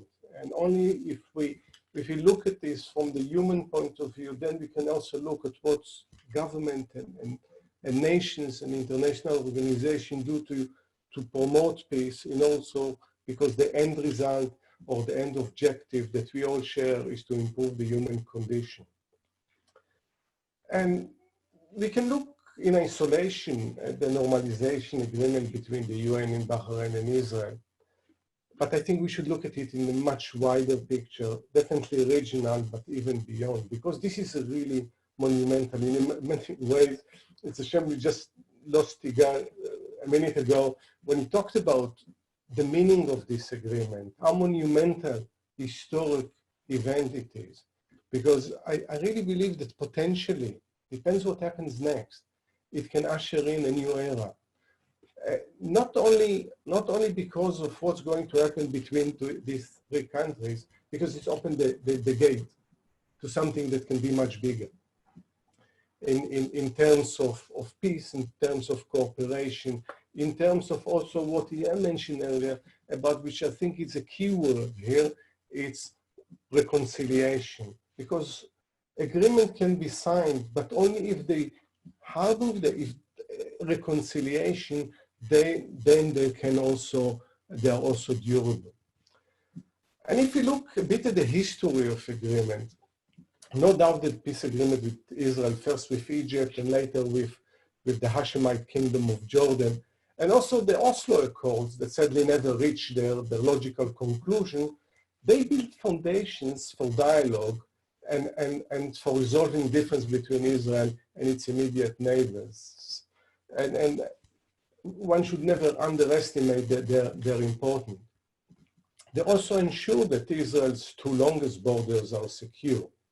And I will come back a little bit later to how all this impacts the Israeli-Palestinian conflict, but I would like to start actually by saying that the two normalization agreements are different in this sense that they are very much forward-looking, almost gazing into the future of what cooperation and collaboration between countries achieve in terms of stability and prosperity, and look both of them as inseparable. And you know, interestingly enough, I also brought a quote from Nelson Mandela because I think he was an inspiration, but will remain for a long time an inspiration to us. And he said once, if you want to make peace with your enemy, you have to work with your enemy. Then he becomes your partner. And I think it's our part of the agreement and working together, and mainly reconciliation. We turn enemies into partners, and I will go even beyond partners, into friends. And after decades of enmity, I think we see the gradual move region-wide to the discourse of peace and changing the discourse. And I think part of it, what we hear today, is into discourse of peace. And it's a reflection how much we all long for this, but not always found the courage to move there. And that's what we see now, leadership with courage to move on. And, you know, I thought I would talk a little bit what I see as the dividends of peace in the region, because they stare us in the eyes, and they've done so for so long. Some of it is, of course, symbolic, and I think symbolism in international affairs and diplomacy is very important. When we see the national airlines flying from one capital to another, from one country to another, we see this is symbolic. Obviously, the signing, the launch of the White House and of the agreements, it gives us not only the symbolism, but visually we see how it can change, but also I think the importance how it can change very quickly from one state of affairs to another state of affairs, which also give us hope that in other areas it can happen. And I think that's what makes the recent agreements of such an extraordinary importance, is not only of established diplomatic relation and adhering to protocol, but it's the deep understanding that lasting peace is one in which nations reconcile and creating a dialogue and discourse of economic and cultural engagement, something that doesn't take place only between governments, but it takes place between people. And you know, I'm speaking from London, from Europe, or at least we used to be part of Europe until recently, gives you the sense what happened after 1945, the understanding that people need to reconcile, people need to find the path of peace, and then it can be a lasting one. Now, I think what we see is also in the recent normalization agreements that we need to acknowledge they are not a coincidence. They are not sort of on the hoof decision that someone woke up in the morning, hey, it sounds like a great idea. Why shouldn't we all get along with one another? Because actually it's based on interest. And I think we shouldn't be ashamed to talk about that there is a commonality of interest between the countries, whether in their strategic outlook of the region and also the domestic one. It also, there are the threats and dangers, but also at the same time there are opportunities that close relations can enhance the opportunity and reduce the dangers. And yes, I think we should all be open that no doubt the initial incentives for Gulf countries and Israel to cooperate was the threat of the emanating from Iran, including the nuclear program. It's there, and also the adventurism that comes with it. To a certain degree, also radicalization in the area. It's a threat to those more pragmatic and moderate governments in the region, and in this sense, there is logic to it. But then I think the countries now deciding to take it one step further, maybe a few steps further, and this commonality of interest, which at the beginning what I see is kind of a more defensive approach containing dangers, now they represent hope, they represent progress. They contribute to peace between Israel and the entire Arab world, and in this sense the two normalization agreement is following also what Igal, I think, implied earlier, is that there are mutual benefits for nations and for people, and you can see how it expands beyond what's already been agreed. And there are, for instance, there are already, despite restrictions that took place before, also because of no progress or the lack of progress on the Palestinian issue, there was also some level of economic cooperation and other cooperation of military intelligence. I look at research paper that I looked some time ago by the Tony Blair Institute for Global Change, argue that given the right condition, trade between the Gulf countries and Israel can be worth anything between 15 to 25 billion dollars. And there is a range, I won't get into all the range of potential cooperation that can take place between Israel and Gulf countries. And we're talking about high tech, the startup nation, and Israel is for some time seen as the country, sometimes nicknamed the Silicon Valley. It is a vibrant high-tech scene, companies that are doing very well. And I think in conjunction with the strong entrepreneurial skill in the Gulf and the resources and the accumulated experience in Israel, it can actually bring something new, something which is different what other developing countries can bring. Talking about tourism and medicine, water, agriculture that were mentioned earlier. Also in combating now COVID-19, I think the countries can cooperate and collaborate. The high quality of education system could encourage more academic cooperation in research and student academic exchanges. So we can, of course, also in the QA talk a lot about it. And I think the most important thing, because all of this can be important, but the most important is the shift in the discussion, the shift in the discourse from instead of, and that's what happened in Europe, and I think that's what's happening right now in the Middle East, or at least some of the Middle East. Instead of talking about competition of existing resources, is try to enlarge what we have, and by that sharing more instead of competition. Let me also say something about because there is an elephant in the room, and I think we need to address it. And I think more than ever, it is important and talk about how we utilize this momentum that was created by the normalization agreement, also to advance the cause of peace between the Israelis and the Palestinians, because there is a momentum now, and I think it might make and I hope this is the conclusion in Israel, that with these agreements, it should feel more secure in the region. At the same time, it is a wake-up call for the Palestinians, as we know that already the different factions there meet and discuss how to work together, unity government or unity governance. And I think if this is with the help of the UAE and Bahrain, and hopefully other countries will join the normalization, I think it can create a new momentum. It has to be based of fair and just agreement. It has to recognize and deal with all the outstanding issues. It has to be based on two-state solution. And I think very importantly, maybe for the first time, with what's happening right now between Israel and the Gulf, there can be honest and genuine brokers that come in from the region itself. Agreement that can be nourished and nurtured in the region and won't need as much, maybe some also support from the outside. And I'll stop here, and I hope this is where we move forward. Thank you. Thank you so very much.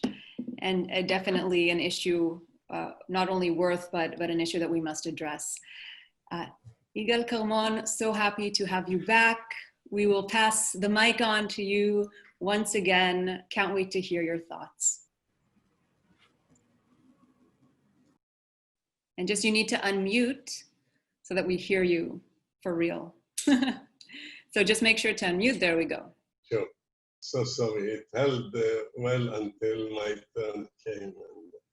Okay, so I said, unfortunately, this historic initiative by Crown Prince Mohammed bin Zayed seems not to have received the appreciation and recognition it deserves at the international level. This may take months or even a few years to be fully appreciated for various reasons. The first reason is the ferocious and blind opposition on the part of too many in the West to everything President Trump is doing, even when it is a historic achievement that contributes to the consolidation of the principles of world peace. The forces of the contemporary left are no longer able to respond to any project that may be attributed to the political right, and have preferred to be drawn into a narrow partisan political perspective through, well, although peace has always been at the top of their slogans, and the same sad reality is the case, unfortunately, in Israel itself.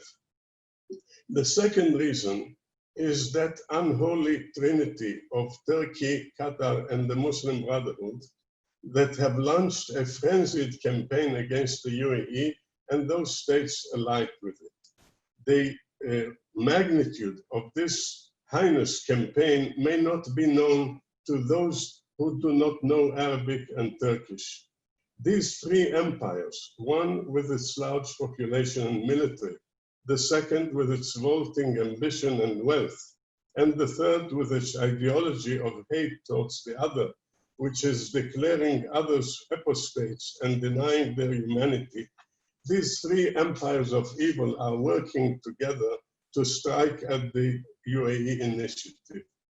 Let us recall here that Nazism and its crimes were not an individual act by Hitler, but rather a product of the Nazi ideology that swept the German people at that historical period. So is it with the ideology espoused by Turkey, Qatar, and Qatar today, which is hostile to everything that is considered by them to be non-Islamic according to their extremist interpretation. This ideology is misunderstood and incomprehensible even to American decision makers who consider Turkey a NATO ally rather than an adversary to NATO.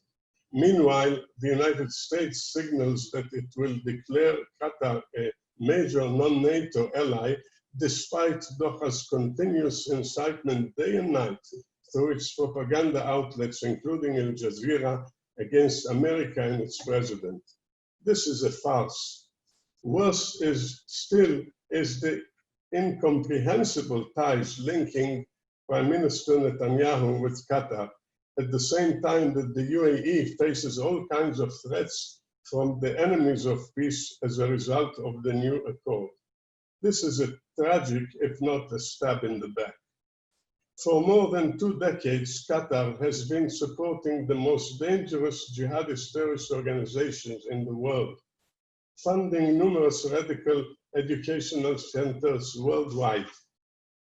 It is also buying loyalties with bribes, starting with football forums and ending with the United Nations itself, which recently received nearly $500 million from Doha in order to influence its policies in accordance with Qatar's interests and the Muslim Brotherhood's worldview. Here is Qatar, who sheltered this and sponsored Yusuf al-Qaradawi, the spiritual leader of the Muslim Brotherhood, the man who said that the Holocaust came as a divine punishment for the Jews and that the next Holocaust will be, inshallah, let me repeat this, inshallah, at the hand of the believers, the Muslims. We see the Emir of Qatar kissing his head on every occasion and celebrating him. It is the same Qatar that gave safe haven to Khalid Sheikh Mohammed, an arch jihadi terrorist. And when the FBI came to Doha to arrest him, the Emir himself leaked it to him and enabled him to escape, only to mastermind a few years later the 9/11 attacks. Ladies and gentlemen, esteemed brothers, allow me to conclude with some optimism. As the vision of Crown Prince Mohammed bin Zayed has already begun to affect the behavior of the preachers of hate, enmity between religions. It seems that the vision of real peace between religions has worried Turkish President Erdogan so much that he took the first opportunity to congratulate the Jewish people for the new year in a hypocritical message that was posted on the website of the Turkish presidency, attempting to emulate the values of the UAE initiative while posturing that it is Turkey that is the mother of cultural and religious pluralism, not the UAE. This is the same Erdogan who promotes himself on Turkish television as a new conqueror of the ancient Christian church of Hagia Sophia, together with 4 other Ottoman conquerors, pretending to be the promoter of pluralism. Real pluralism did exist in Turkey, but under the founder of the Turkish Republic, Mustafa Kemal Atatürk, while under President Erdogan, it has been suppressed for years now. Alas, the only pluralism President Erdogan can claim now is in the prisons of his regime, which hosts tens of thousands of people of different religions and ethnicities for demanding freedom and human dignity. Thank you. Thank you so much, Mr. Kalmon. Now, to be considerate of everyone's time, as we're already over time, we won't take questions, but we would like a 1-minute summary from each participant before we take a short break. We will be taking a 5-minute break, and the next session, which will begin right after, will be moderated by His Excellency Ambassador Ahmed Al-Hossani. So please stay with us. So now we will have a 1-minute summary from each, and we will start with you, Dr. Mark Gopin. Well, I'm learning a lot, and I'm very happy to see the challenges being raised about those who are not on board with a peace process and who stimulate violence and hatred. I really hope we can have very constructive discussions how to reach people in all countries, because states don't always represent all the possibilities in terms of peace and conflict resolution, and we need to be more creative about that. Thank you. Thank you so much. Dr. Christian Alexander, final words. Yes, thank you. Well, basically, based on my presentation and what I was asked to do is to kind of shift the attention to kind of more of an analytical perspective on peace, meaning we talk about peace, what do we really mean by the concept of peace? As I pointed out in my presentation, there are multiple understandings and manifestations of peace. And of course, how do they differ from one context to another? Again, I don't want to sound too academic in this context here, but I think it's important to kind of clarify what we mean by peace, and not just to define it at an analytical stage, but also to practice it at various levels. So be it at the independent level, at the state level, as the UAE is doing with its institutionalization of tolerance, its Ministry of Tolerance, but also through the United Nations. Again, United Nations, we can criticize it for many different things, but I think as an institution, it still holds some value in conflict resolution and peace reconciliation mechanisms. Thank you. Thank you very much. Ambassador William Rue, final remarks for today. Thank you. This has been a very interesting discussion. Just let me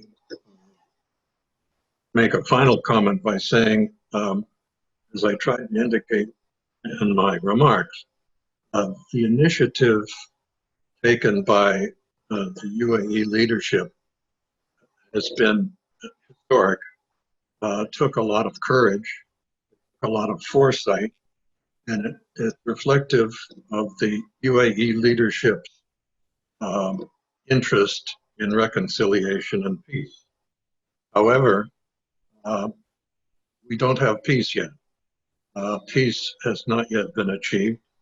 There are other Arab states who have not been involved in this movement, and certainly the Palestinians have been sidelined by this effort. So there's a lot of work to be done, and I hope participants in this panel will work to achieve the greater steps in the direction of genuine peace. Thank you, Mr. Ambassador. Abdallah Al-Junaid.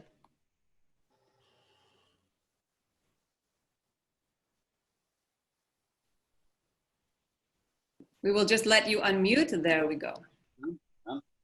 I believe the initiative is based on peace and security.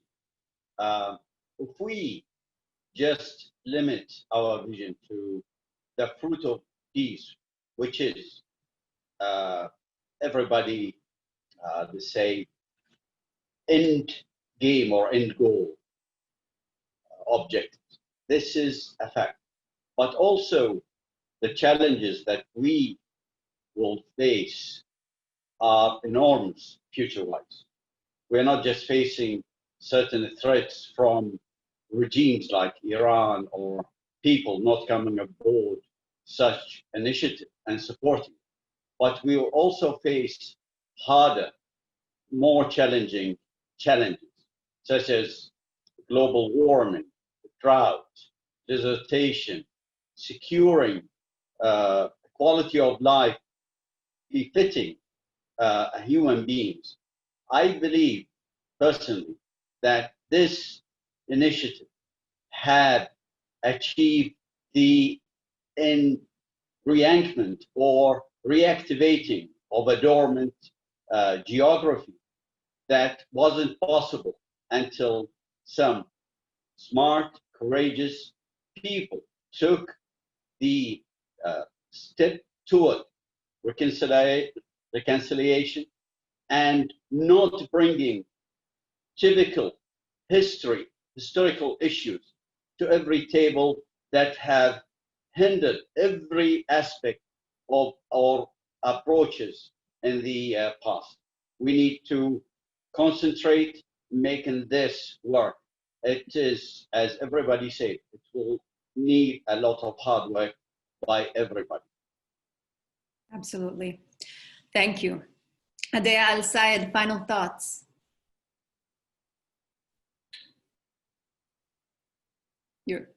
You are muted. I'd like to say that the success of the peace agreement all depends on a few factors. Our leadership has been serious about this. Sheikh Mohammed bin Zayed took a great step. He made history happen. Bahrain made history happen by these two agreements. And now it's the people, it's the journalists, we all have a role to play. Let's not forget to mention here that we come from two countries, Bahrain and the United Arab Emirates.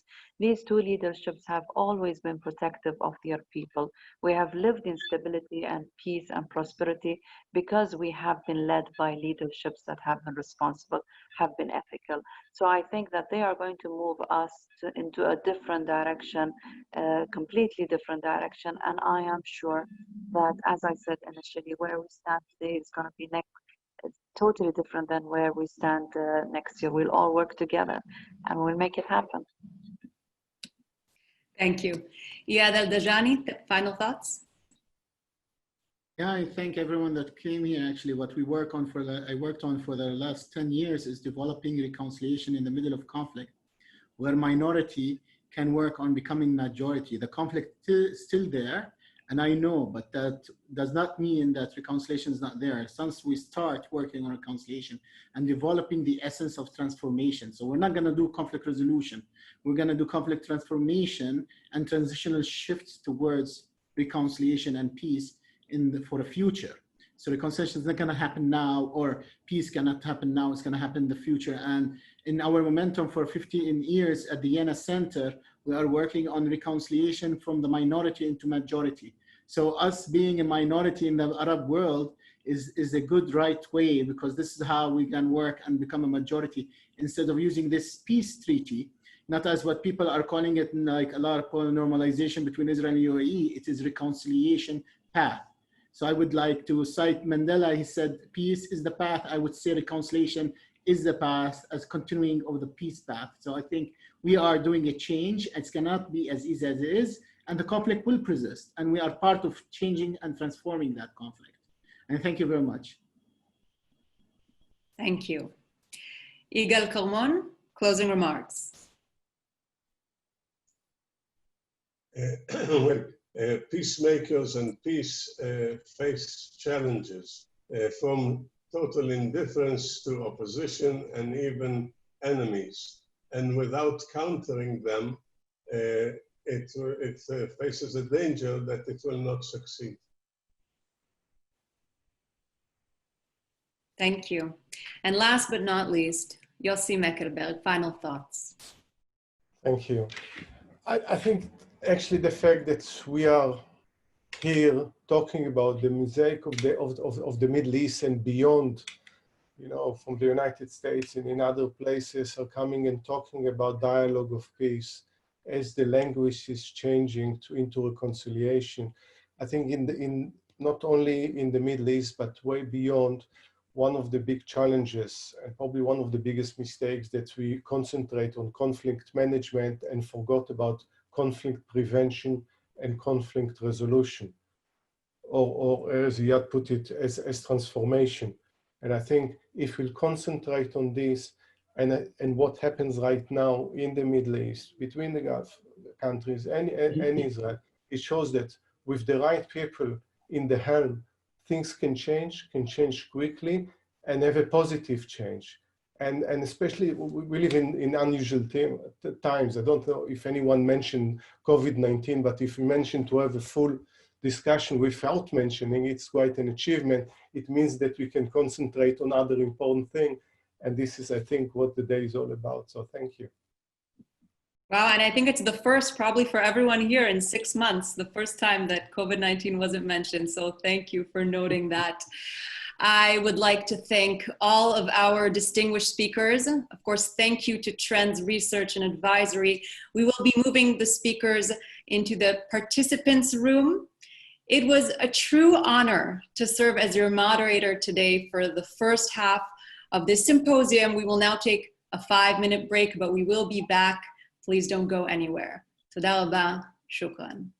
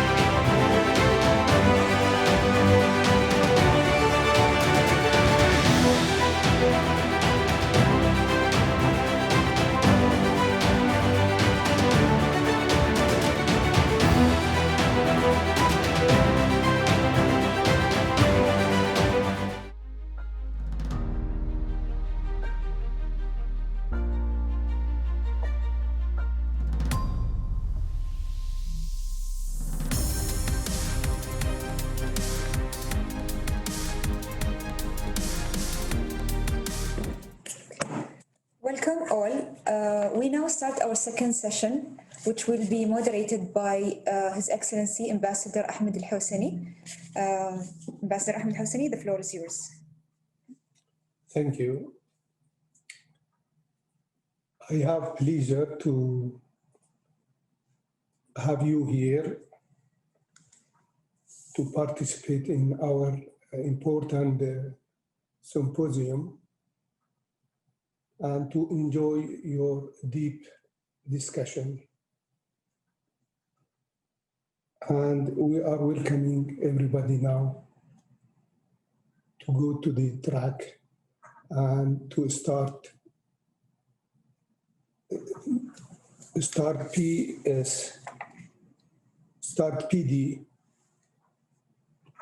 I have here, we are in three sessions, which is, the topic is peace in the Middle East, prospect to cooperation, for cooperation and opportunity for the prosperity. Now we will have Mr. Ghaith Al-Amri, our first speaker here in this session. He is a senior fellow, the Washington Institute, former executive director, American Task Force on Palestine, United States of America. He will talk in the new opportunity to settle the Palestine issue. Please, you have the floor, Mr. Al-Amri. All right, thank you very much. Can you hear me? Okay, great. Look, I mean, first of all, before I maybe jump into the specifics of this session on the Palestinian issues, maybe a word about the UAE and Bahrain deals with Israel. These are historical deals, and they are very different, as some of the previous speakers said, from the Jordan and Egypt deals. The context is different, the history is different. There is no war between Israel and these Arab countries in the past. And therefore, what we see now is a new set of opportunities opening up that were simply not available for Jordan and Egypt. This is not to undervalue the Jordan and Egypt deals, but this is to look into new opportunities opened by the Bahrain and UAE deals. And to be frank, what we're doing today is an example of this. It would have been unimaginable in Jordan or in Egypt, in those contexts, to have an event organized by, a local think tank, Trends, along with a local newspaper, Al-Ittihad, and an Israeli newspaper, Yadot. So, in its own right, I think congratulations are due to the peoples of the three countries, Bahrain, UAE, and Israel. And we have to look, those of us who look at the Palestinian-Israeli conflict, of how to leverage these developments into serving that particular conflict. Now, it may be worth, before we go into the specifics, to remind ourselves of the context in which this took place. And the context has been, for the Palestinians at least, that the Palestinian strategy and diplomacy had hit a dead end. That the current situation, there are no options, very limited options that they have. The tactics and the strategy and the diplomacy they have taken has produced very little. The Palestinian leadership is isolated. Even their friends are fatigued from the lack of direction. I have not seen the Palestinian issue this isolated maybe since the days of the liberation of Kuwait. So as we assess the opportunities of the current, the new reality, I think it's important to compare it not to an ideal, as I've seen some analysts do, but to a reality and to see how we can improve this reality. Now, there is no doubt in my mind that these new developments have opened up opportunities. And I think the model that we should look into is the model that is embedded in the UAE-Israel deal, which is the model of linkage. Now, the UAE-Israel deal, and that's no secret, is driven primarily by mutual interest. This is totally legitimate. This is, this is how international diplomacy and international relations are made. Yet there was an insistence on the part of the United Arab Emirates to link their progress and their normalization with the Palestinian issue by insisting that normalization only happens if there is a cessation or a suspension of annexation. This is a point that Ambassador Al-Utaiba, the UAE ambassador to the US, mentioned in his historic op-ed in Yediot, and this is part now of the new diplomatic package that we are seeing presented. Now, this is key. This is key both because I think it's important to see that because Israeli Prime Minister Benjamin Netanyahu is someone who has traditionally been against linkage, and the fact that he has accepted linkage is a shift in Israeli position. But it's also key because it reaffirms one of the fundamental principles that we have seen in the Arab Peace Initiative, the 2002 initiative adopted by the Arab League and initially proposed by the late Crown Prince, then King Abdullah of Saudi Arabia. The idea of how do you leverage normalization between Arab states and Israel to advance the Palestinian-Israeli conflict. So while the UAE deal did reaffirm the idea of linkage, it, however, departed from another concept in the Arab Peace Initiative, which is the concept of all or nothing. The traditional Arab approach and the Palestinian approach to normalization has been once Israel ends all of its occupation of Arab states, then Israel gets all of the fruits of normalization. Fast forward 2 decades after the Peace Arab Initiative, clearly this absolutist approach has not worked. And what the UAE has shown us is a new approach, the same direction, but new methodology. And the methodology is to depart from the all or nothing to a much more gradual process, whereby if we see movement towards normalization, let's see corresponding moves on the Palestinian-Israeli track to push forward that track. Now, the kind of moves that we can look at depend on what kind of normalization. As I look forward, I expect to see 2 kinds of normalization happening between Arab states and Israel.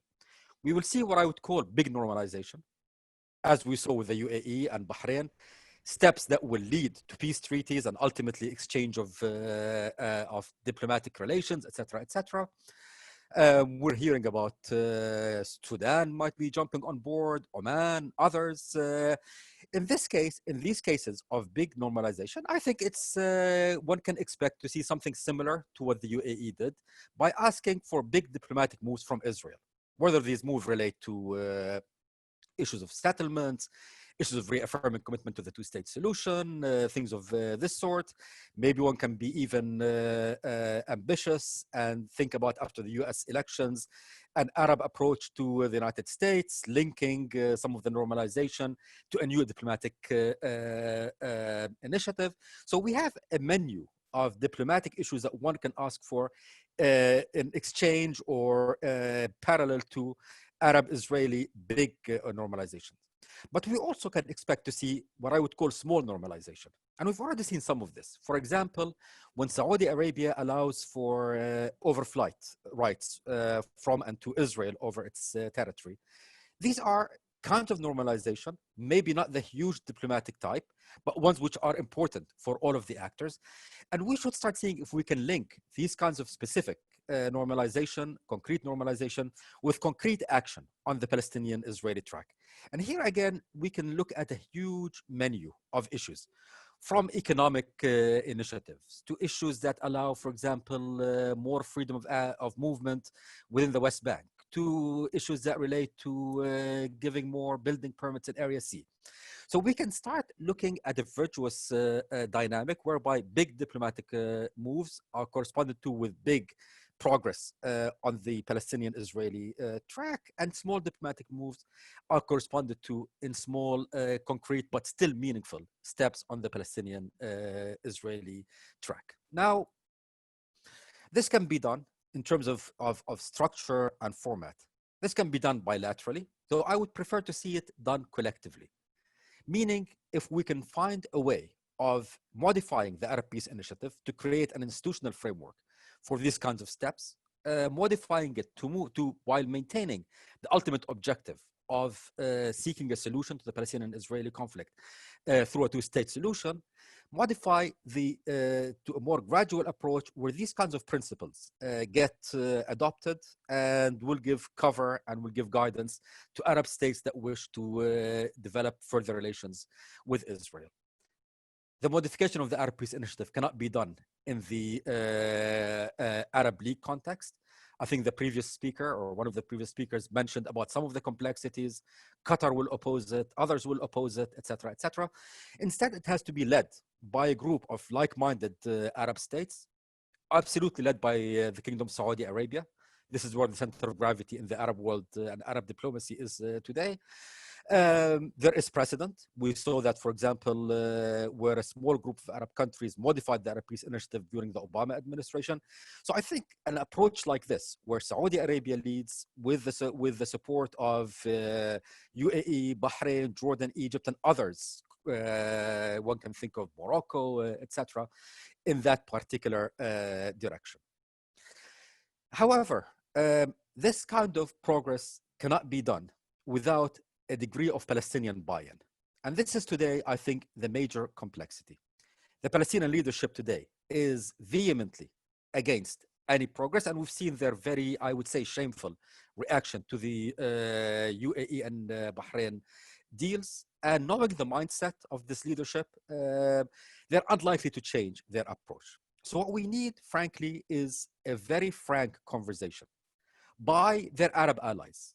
Again, led by Saudi Arabia. Saudi Arabia is today, in my mind, the most important actor. Bahrain and the UAE might join, though there are today no relations between Bahrain or the UAE in particular and the Palestinians because of a feud between the leaderships. Jordan and Egypt can actually be the conduit for these kinds of conversations. And these conversations have to be frank, meaning telling the Palestinians what are the interests and the benefits they will get by adopting this approach, but at the same time being very clear and maybe in non-typical Arab fashion with the Palestinians, also making clear what are the costs of not engagement. At the end of the day, this normalization is led by vital national interest of these Arab states, and the Palestinians will have to be given the option, either join and get benefits, and if you don't join, there are costs to this thing. I would conclude by saying, you know, I laid out maybe one approach. Others might have different approaches, but I think we have to start thinking in these creative ways. This is the reality that is moving. Any actor, the Palestinians, we're talking about them today. I know the Jordanians are thinking of how they will get into this and as well support them, benefit it. We have to be creative. And two, though, I have to remind us that we have a finite window. There is a window, but the window will not stay with us forever. And I think there is a need for quick action, at least signaling of the action, because I'm afraid if we wait for too long, no action, if the Palestinians continue where they are, if the Arab collective does not start presenting bigger new organizing ideas, this window will close, we'll go back to an intractable conflict. So on this, maybe, I don't know, optimistic or pessimistic note, thank you very much. Congratulations to the organizers. And I'm looking forward to hearing my fellow panelists. Thank you, Mr. Reif, for your great discussion. And we are going to give floor to Mr. Jeffrey. Jeffrey is not available now. We will give to the second speaker. Our second speaker will be Corey Jill Schuster, who's the director at International Program in Conflict and Mediation, Tel Aviv University, Israel. Please, you have the floor. Thank you. Let me share my screen. I have a PowerPoint presentation. Can you all see it? Let's see. How do I, hold on. How do I do full screen? Can you guys see full screen? No, it's not full screen. If you can just... Hold on. It's not, my full screen option is not working. Hold on. Then it's fine, you can continue. It's okay. Sorry about that. Okay. I was asked, so I'm here wearing actually two hats. One of them is I work at Tel Aviv University. I'm the director of the International MA Program in Conflict Resolution and Mediation. If anyone is watching this, or if you know anyone who's interested in studying conflict resolution, conflict analysis, and how to mediate through them, very much recommended people from the UAE and Bahrain to come to Tel Aviv to study. We would love to have you. I'm also here because I have a YouTube project called Ask an Israeli, Ask a Palestinian, which I've been doing since 2012, where people send me questions to ask random Palestinians and Israelis, not the political elites, not the decision makers, the regular people on the streets. People send me questions. I go out and ask people. All people I ask, unless they ask me to take them out, are included in the videos. And I try to get 8 to 10 opinions for each question. And I put them up on YouTube. And the idea is I was very interested in what the people have to say about the conflict, what are their beliefs in the conflict, what are their views on the conflict, both Israelis and Palestinians of all parts of society. And I was very interested to know more than the leaders, because the leaders, while they will set the tone and make decisions, the people generally have to follow it. And if you have an entire group of people who don't really believe in what the leaders are saying, that's where things can fail. And as we saw with Oslo, that's not the only reason, but I think part of it was that the people themselves didn't really believe in the process. So when I was asked to present on fostering a culture of tolerance and peaceful coexistence and how to reject hate in the region, that's huge. I decided I was going to look at what does conflict have to tell us, and what have I learned through doing a project like this. Hold on, my cursor. Suddenly I don't have a cursor, sorry about that.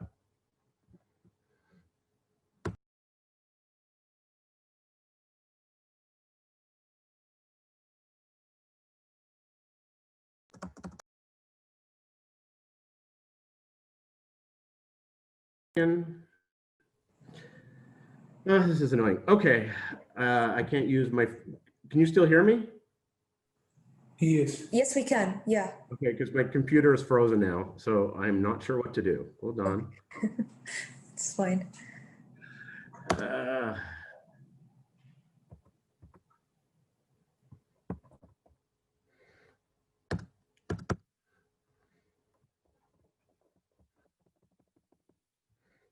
Do you have a way you can put up my PowerPoint presentation?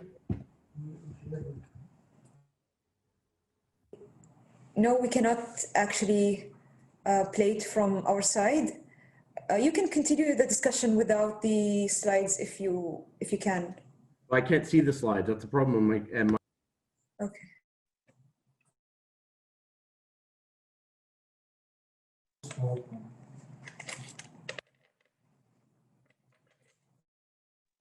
He has muted himself. Mr. Corey, you're actually on mute right now. Oh.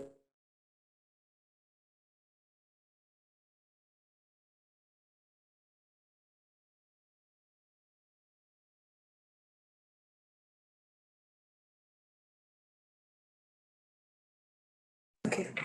بنرجع حق جيفري كم الحين.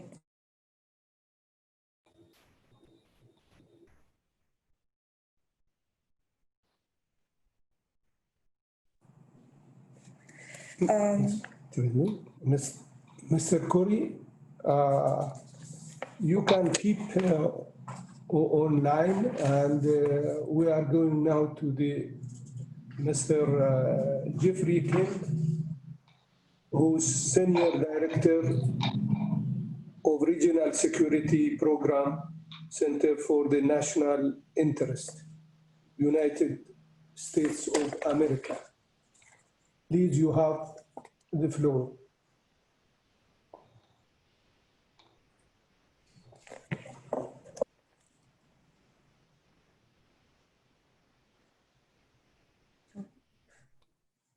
Mr. Jeffrey?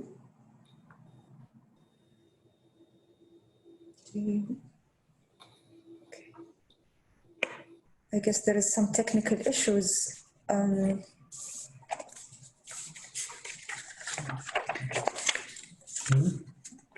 will be moving now to topic number 4 on the role of media in building a culture of peace in the region. And the first speaker on this topic would be Nata Alefna. He's the editor-in-chief of Yed'ut Ahrinot, and he will be speaking about the new peace agreements and opportunity to present the other Israel to the Arabs as an advanced country. Please, Mr. Nata, you have 10 minutes. The floor is yours. So good evening. I just want to make sure you can hear me. Yes. Okay. Mr. Ambassador, dear guests, friends, and fellow journalists. It is a great honor for me, as the editor-in-chief of the Israeli newspaper Yed'ut Ahronot, to join you during this unique conference, a conference long overdue and made possible through the peace accord our two countries signed just a short days ago. I'd like to take this opportunity and thank El Ittihad and thank the editor-in-chief, Mr. Hamad El-Kabi, for this initiative. The topic of our session is the role of the media in creating culture and peace in our region. I believe media has a central role in facilitating this peace accord between United Arab Emirates and Israel. But before elaborating on this, I'd like to take you back 126 years ago. Theodor Herzl was the father of the modern political Zionism and the man who envisaged the Jewish state for the stateless Jewish people. He was a journalist.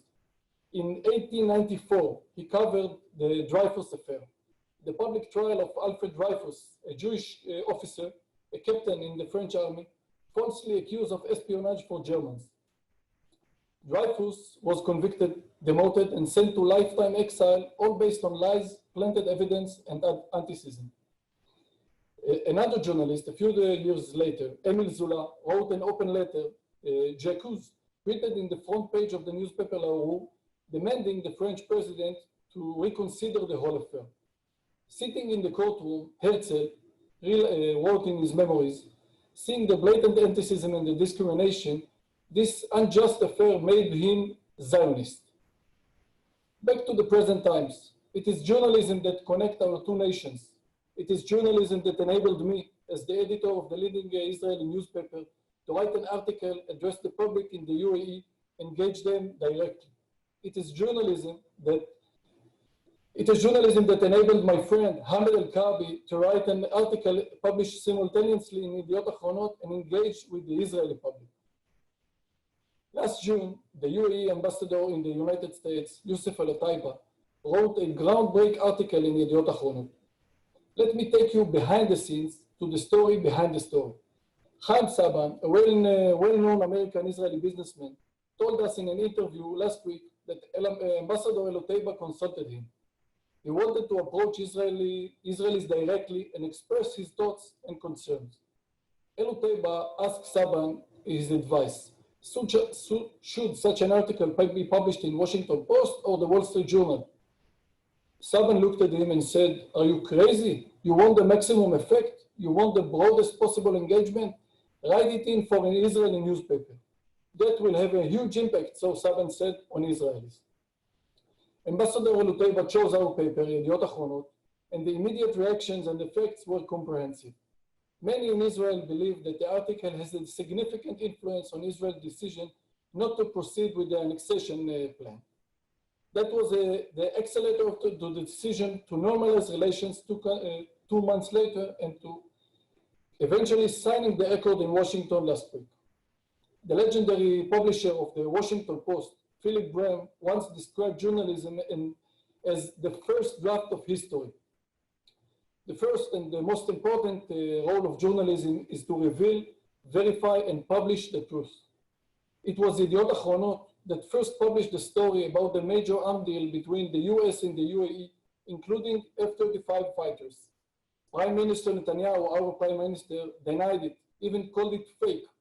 Some said that this was an unwelcome development in terms of Israeli security. We took a different approach. First, we verified the story is real and accurate. It was and it is. Both Emirati and American officials confirmed it. We then published several articles in Yediot Ahronot containing the opposite view. This is an enhancing Israeli security. This is a deterrent against Iran. The UAE and Israel are on the road of becoming allies. I believe this condition the Israeli public more than any political statement can. Dear friends, in the last year, newspaper editors throughout the world devoted most of their front pages and millions of words every day to the coronavirus pandemic. Endless graphs and infographics detail the spread of the virus, scope and infections, and death tolls. The peace agreement between Israel and the UAE signed and the normalization agreement signed with Bahrain provide us a welcome and blessed respite of an opportunity to publish good, encouraging, and optimistic news. I'm hopeful and looking forward to a very near future when you can come visit the holy city of Jerusalem, Tel Aviv, the wonders of the Dead Sea, and many other sites and places Israel has to offer you. I'm equally looking forward when Israel can freely and easily visit the Emirates, appreciate the beauty development of Abu Dhabi and Dubai, observe and visit the Burj Khalifa. Mr. Livna, it's not clear. Your voice is not clear. It's far away. Okay. Now you can hear me better? No, something is wrong with the microphone, I'm guessing. When did you stop hearing me? Okay, now it's fine. Oh, okay. So I just want to finish and say we just celebrated the New Year and Sunday. And this Sunday is Yom Kippur, the holiest day in Israel.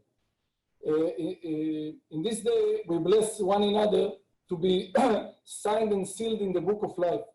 Now that we have signed the peace agreement, this blessing has even more meaning. Salam alaikum, shalom aleichem, peace upon you, and thank you very much for this opportunity.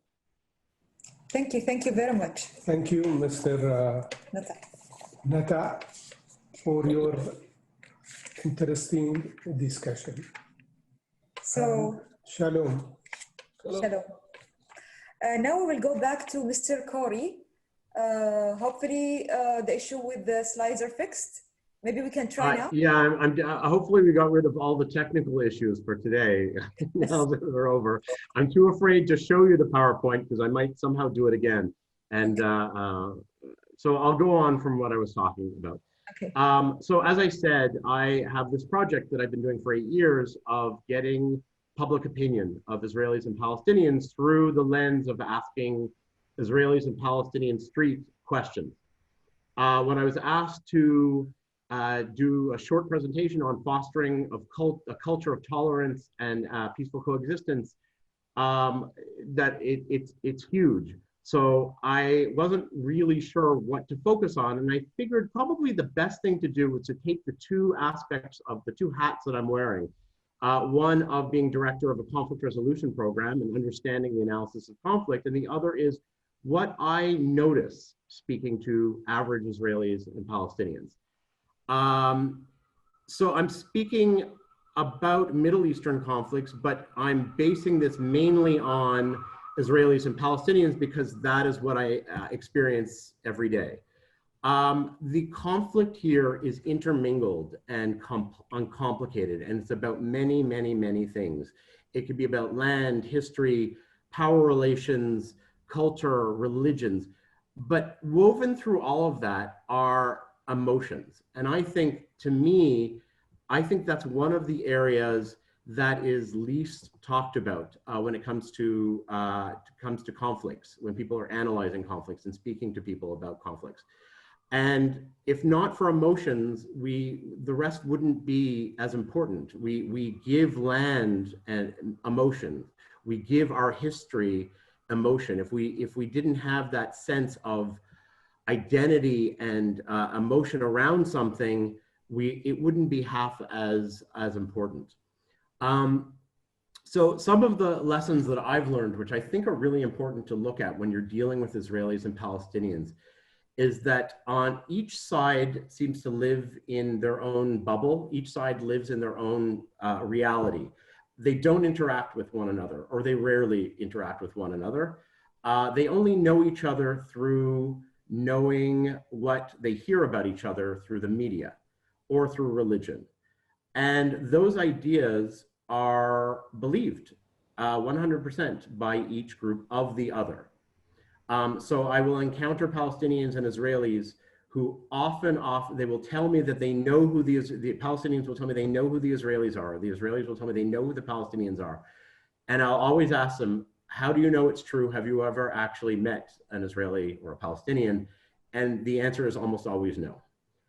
And that leads to the next point, is that everyone wants to talk, but very few people want to listen. People like to be sure that the conflict that they're part of, that they understand it, that they have a good grasp, a psychological grasp of what is going on. And they don't really want to hear contradictory information. They don't want to hear information that somehow goes against their worldview. And that in a conflict is very dangerous, because people will often just believe what they're told to believe, and they won't listen to what others have to tell them about, mostly about the other group. Another aspect that I noticed is that people often on both sides, Israelis and Palestinians, often speak in abstractions. They tend to use slogans when they speak. They talk about the other in simplistic, one-dimensional, two-dimensional ways. It's very rarely is it more complicated than that. All with this idea of having to see their side is good and the other side is bad. And this is always something, no matter what the politics or the belief systems that I encounter with Israelis and Palestinians, this is something that repeats itself over and over. Which leads to all of this, that people, they don't see how their actions and their beliefs contribute to the conflict themselves. So a lot of people will have these reactions to the other or their belief of what they think the other is. And they won't realize that that belief or those actions that they're themselves doing actually contribute as well to the conflict. And very few people look at themselves in the mirror to really see how they're contributing to the conflict. And that's something I've noticed a lot that happens because by interviewing people. And in a way, both sides, while Israelis and Palestinians differ in a lot of ways, there are a lot of cultural differences between them. There are a lot of differences because of the power dynamics, absolutely. But they tend to mirror each other in a lot of ways. And it's, you know, someone from outside might look at them and think, you guys sound the same. You look the same. You act in similar ways. And each side will insist that the way that they're acting and the way that they're thinking is completely different than the other side. But to an outsider, they will look very, very similar. So what I came up with is, if you want to look at what, you know, how do you create a culture of tolerance and coexistence? My advice is you listen. You listen and you ask questions of others, mostly when you least agree with them. Some of the groups that I've learned the most from in this conflict, whether on my side or on the Palestinian side, are people that I least agree with. And asking them questions, and being behind a camera is helpful. Asking them questions is very, very, it really helps, because you're forced to listen. You're forced to listen to what people have to answer. And just because you ask a question and just because somebody tells you something doesn't mean you have to agree with them, but it does mean you have to listen and understand their worldview and where they're coming from. And that would be my advice on all this. I hope anyone watching checks out the project, Ask an Israeli, Ask a Palestinian on YouTube, and send me questions. I'm always love to get new questions. Thank you. Thank you, Mr. Khoury, for your nice approaches and interesting discussion. We are going back now to Mr. Jeffrey. You have the floor now, please. Thank you very much. Can you hear me? Yes. Yes. We are. I missed the first part of this session, so I'm not quite sure what the topic I meant to talk about is. Is it the one on the regional effects or the one on the media? You will talk about the promising prospects for enhancing bilateral and regional cooperation. Ah, right. Well, I have a few words to say on this. First, like everybody else, I'm extremely happy to have this meeting and to see all these distinguished friends, some of them, some I don't know, sitting around talking about prospects for peace. And clearly the event that took place in the White House is of extreme importance. And incidentally, it's one of the few victories that President Trump can claim in an otherwise rather checkered foreign policy career. One point I would want to stress, and I haven't heard much discussion of it yet, is the so-called Newton's law effect, namely that every action has an opposite reaction. And I think it's very important to stress that just as we are very happy to see Bahrain, the UAE, and Israel talking, and I see today that the GCC is sending a delegation to talk to Qatar, that there may be some resolution on that front. I do think we need to talk a little bit about what this means for other powers, both regional and external. I'll not talk about the United States because you get inundated with that all the time. But let me say a few words about Russia, China, and Iran. I think they have been very negative, and in the case of Iran, extremely negative towards what has happened. China and Russia have been more ambivalent, but I do see some problems for Russia as it tries to make a new role in the Middle East, because this development clearly strengthens the hands of those who would, I think, be prepared to stand up to Iranian behavior. And the question is, what will Russia do?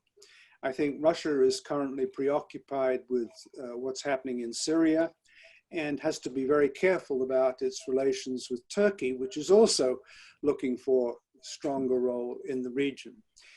Question that I think is probably most interesting for the future concerns China. China, as you know, has historically had an enormous influence in the Middle East. In the Middle Ages, it went underground for about 400 or 500 years. It's now re-emerged. And China's influence is growing daily, not just in the diplomatic arena, but particularly in the economic arena. China has a strong wish to retain close relations with Iran. It is very anxious to get access that's unimpaired to Middle East fossil fuels, and Iran provides that access. Iran is desperate to get more markets. And therefore, I do think we can see probably a strengthening of China's relations with Iran at the very time that Iran is feeling isolated by the United States and many of the Arab countries. So in thinking through the strengths and huge possibilities of this new agreement between Israel, Bahrain, and the UAE, I think we should always take into account the impact it's going to have on other actors who have not been part of this process. I focused just on Russia and China, but as other speakers have said, clearly this is something of enormous importance to the Palestinians, and how they decide to deal with it, I think, is probably as important in the long run as how China and Russia decide to react to it. And let me just stop there. Thank you. Much, Mr. Jeffrey. And now we will move to Mr. Omar Al-Busaidi, and he will be speaking about the UAE-Israel peace agreement and Israeli window into the UAE as a successful Arab model. The floor is yours, Omar. Good afternoon, everyone. I'm speaking to you here from Florida, actually here in the US. Assalamu alaikum wa rahmatullah wa shalom alaikum. It's an honor to be here at this symposium. So since the UAE-Israel peace agreement was signed on the 15th of September, what was evident more than anything was the positive reaction from the vast majority of citizens and residents in the UAE in a time where fear and anxiety has gripped the attitudes of people because of the COVID-19 pandemic. If there's anything that can describe the nature of people who live in the UAE, it would be peaceful, hospitable, and generous human beings. Israelis have also seen that Emiratis are go-getters, forward-thinking, and optimistic people who want to extend their hand in peace to those who want peace with them. And I'm personally doing this on a WhatsApp chat group called the Israeli Emirati Forum, where I've embraced a new family. And this group was pioneered by Asher Friedman and Dan Pfefferman in Israel, and Thani Shirawi and Hassan Sajwani in the UAE. So I'm really happy to have this family there.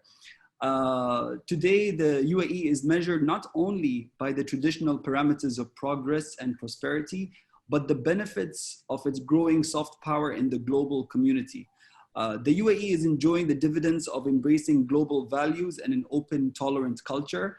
It is not just that the UAE is increasingly embracing tolerance, it's that in doing so, the Emirates is going against the current change sweeping across the region and much of the world, for that matter, where we see nationalism is on the rise. In the UAE, we see a push towards openness, tolerance, and coexistence.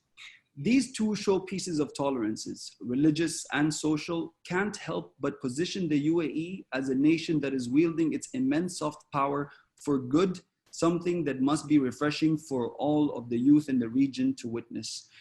Israelis are pleasantly shocked and surprised by the outpour of responses from people in the UAE after the signing of the Abraham Accords. They were surprised by the number of Emiratis that spoke Hebrew, that celebrated Rosh Hashanah with their Jewish friends living in the UAE or abroad. I celebrated with Michal, who's a good friend as well, and who was the moderator of the first half of this session. They were surprised by seeing Emirati Ahmed al-Mansouri in his traditional Emirati kandura, which is similar to what I'm wearing and what His Excellency the Ambassador is wearing right now. And Ahmed was playing the Jewish tune Hava Nagila in this video clip, which was on the Emirati newspaper Al-Ittihad, who's also sponsoring this symposium. The UAE has been a successful Arab model where it is the only country in the region, literally, where you have people from 195 countries that have called this country home. They practice their customs and faith freely and safely. In view of this, it is especially important when the mass media begin to promote a culture of peace instead of a culture of war. We need a new narrative where this region was first called the Near East to the Middle East. And now I think the appropriate description would be the modern East. If COVID-19 taught us anything, it taught us that everyone deserves the right to peace, safe coexistence, and a good quality of life. I'm hopeful that with a bright vision, new approaches, bold decisions, and strong leadership, global peace can be achieved as this is the will of the people as it is to the leadership. This global acclaim reflects a shift that has happened with the UAE's outlook and ambition. The country is no longer eyeing a leadership position within the region and has instead firmly set its sights on carving out its own international image and presence. The success that the UAE has achieved so far is nothing short of remarkable and is celebrated the world over. To conclude my statement, the UAE is a successful Arab model that was initiated by the founder, Sheikh Zayed, led by His Highness the President Sheikh Khalifa, and implemented by Sheikh Mohammed bin Rashid and Sheikh Mohammed bin Zayed. Thank you very much. Thank you very much, Mr. Amar. It's an amazing insight from your side. So we have received a question from the audience. I would ask this question and I would be happy to hear your answers, each of the speakers. So since the new Arab-Israel peace agreements usher in a new era of wider regional cooperation and partnerships involving the countries of the region and other regional and international powers, how can such partnerships be used to achieve real development and prosperity that benefit all citizens of the region? So whoever wants to answer first can go ahead. Mr. Jeffrey, if you would like. I think the one area where there is an extraordinary convergence of interests for everyone in the Middle East is the shortage of fresh water and the crisis that this poses in the future as climate change gets worse, and particularly for the Middle East. And whether you look at the conflict potential between Egypt and Ethiopia, the fact that the Gulf is now dependent very much on desalinization, the fact that there is cooperation between Israel and Jordan on water, all these things suggest to me that building on this, this peace initiative, there can be much more cooperation on the practical, technical achievements that must be made if this water crisis is to be overcome in the decade ahead. And I need no more point to the fact that I think this is an issue on which there could probably be no disagreement. Thank you. We just want to check with Mr. Pascal if he's here, if he can hear us. I guess not. Okay. I think he's facing some technical issues. We'll just continue with the answering the questions. Mr. Netalifna, if you would like to answer.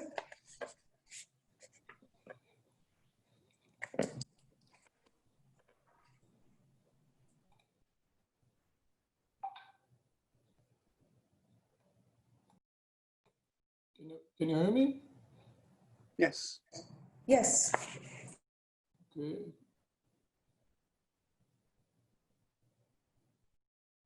You can go ahead. Okay. This is I'm having some technical issue with the picture and the sound. Just a minute, please.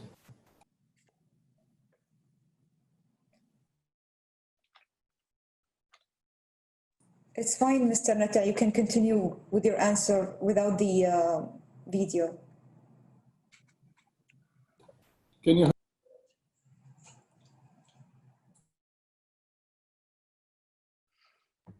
I can speak in the meantime. Okay. Okay, Corey. That's okay. Until Neta can. We're having a lot of technical issues apparently today. No, the only thing I would add is what Jeffrey said is very true. I think that both Israelis and Palestinians are a very well-educated, skilled population that can really benefit the region. And it is a shame that there isn't more sharing of resources. As you said, water, knowledge of desalination and water resources is an excellent example. High tech, there's a large group of Palestinians and of course Israelis in high tech, which could absolutely benefit the entire region. And the fact that we don't allow for more sharing of information, more sharing of resources in that sense, in the sense of intellectual resources is a shame. And that's something I would love to see happen. Agreements between universities, companies, it would be terrific to see. So that's what I have to say. Thank you, Mr. Corey. We could move to Mr. Ghaith Al-Umari. Sure. I mean, I would say there are three sets of issues where the region can benefit. One was already addressed by my colleagues, you know, cooperative, environmental, economic, technological, and here these can be bilateral, but they can be multilateral. Look at NEOM, for example, in Saudi Arabia, how something like this can be replicated elsewhere. Look at some of the Jordan-Israel economic zones and how we can bring third and fourth parties into it. So that's one set. Another set, and maybe that's obvious, but needs to be restated, which is security. I mean, there is a set of new security threats you name it, Iran, extremism, terrorism, etc., etc. And what we're seeing is the beginnings of a new security architecture that relates to old and new threats. And I think this is to benefit for all. But one last and maybe least addressed issue, and this is something that Omar touched on, is, what kind of a vision for the region do we have and do we need? And here we really have two camps in the world. We have a camp, Iran, Qatar, Turkey, that thrives on conflict, on defining, on sharpening the differences with the other, because that's how their message sells. And we have a camp that's about tolerance, about pluralism, about all of that. Again, Omar mentioned it, etc. And this is a camp that actually presents a vision to the region. To my mind, more peace agreements, more cooperation, more inclusion of other actors strengthens this kind of vision. This might not be concrete, but this will be the framework to how we move forward. Thank you very much. We would like also now to hear Mr. Amar's answer on that. I think the answer that I have is actually not from me, but really it comes from His Excellency Abdullah bin Tog, who's the UAE Minister of Economy. In a recent interview, he was told that there's going to be just a blank check from the UAE to Israel, and from Israel just be selling its services, like it's like a one-way streak. However, he did say something. The way he responded was beautiful. He said, Israel is known as the startup nation. The UAE is known as the scale-up nation, which is true. If you look at all the different projects that we've done in the UAE, when you look at the port, the seaport, the airport, the airline, everything that we've done, we were able to scale up not only the businesses in the UAE, but other businesses that came to the UAE and they flourished. So what I want to say with this is that if the UAE is a scale-up nation, we will continue to scale progress and prosperity throughout the region. And as the saying goes, you rise by lifting others. And that's exactly what we're going to do with this. Thank you. Nata.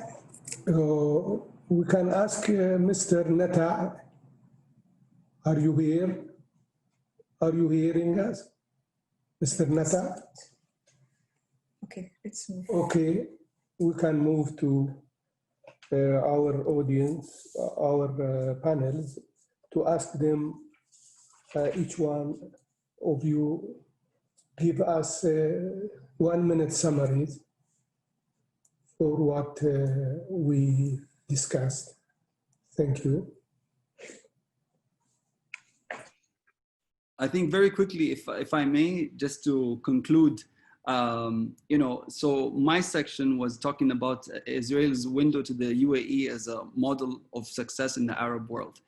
The only thing I can say here, as Corey mentioned several times about us maybe going to Israel and studying over there, I'll be the first to apply because I'm actually doing my master's now in international affairs and intelligence at Florida State. And my best professor, she's from Israel, Dr. Nama Nagar.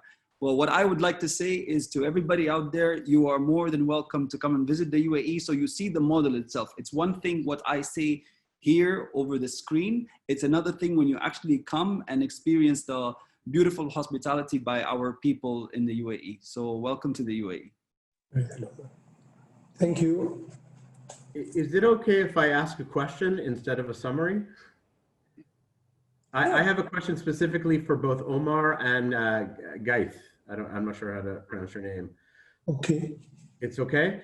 I'm wondering, as someone who lives in Israel on the Jewish side, when you encounter Palestinians or other groups in the Middle East who are very much against the idea of normalization or acceptance of Israel under any condition, how do you respond?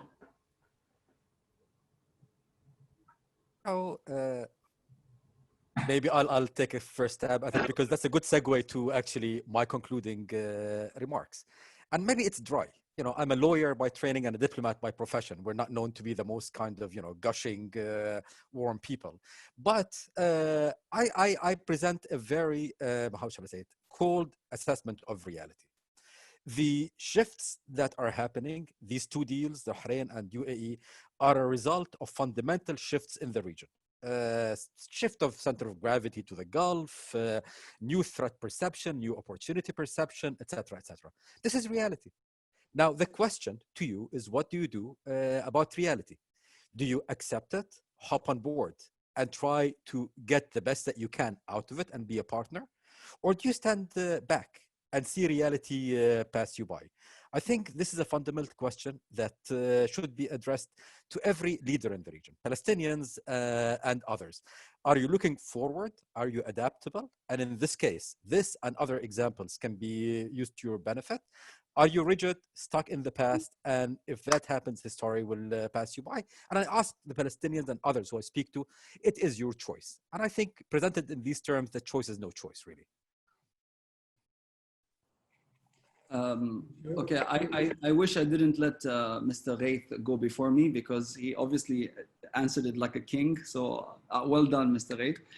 But just to answer your question, Corey, you know, the UAE, its slogan is progress.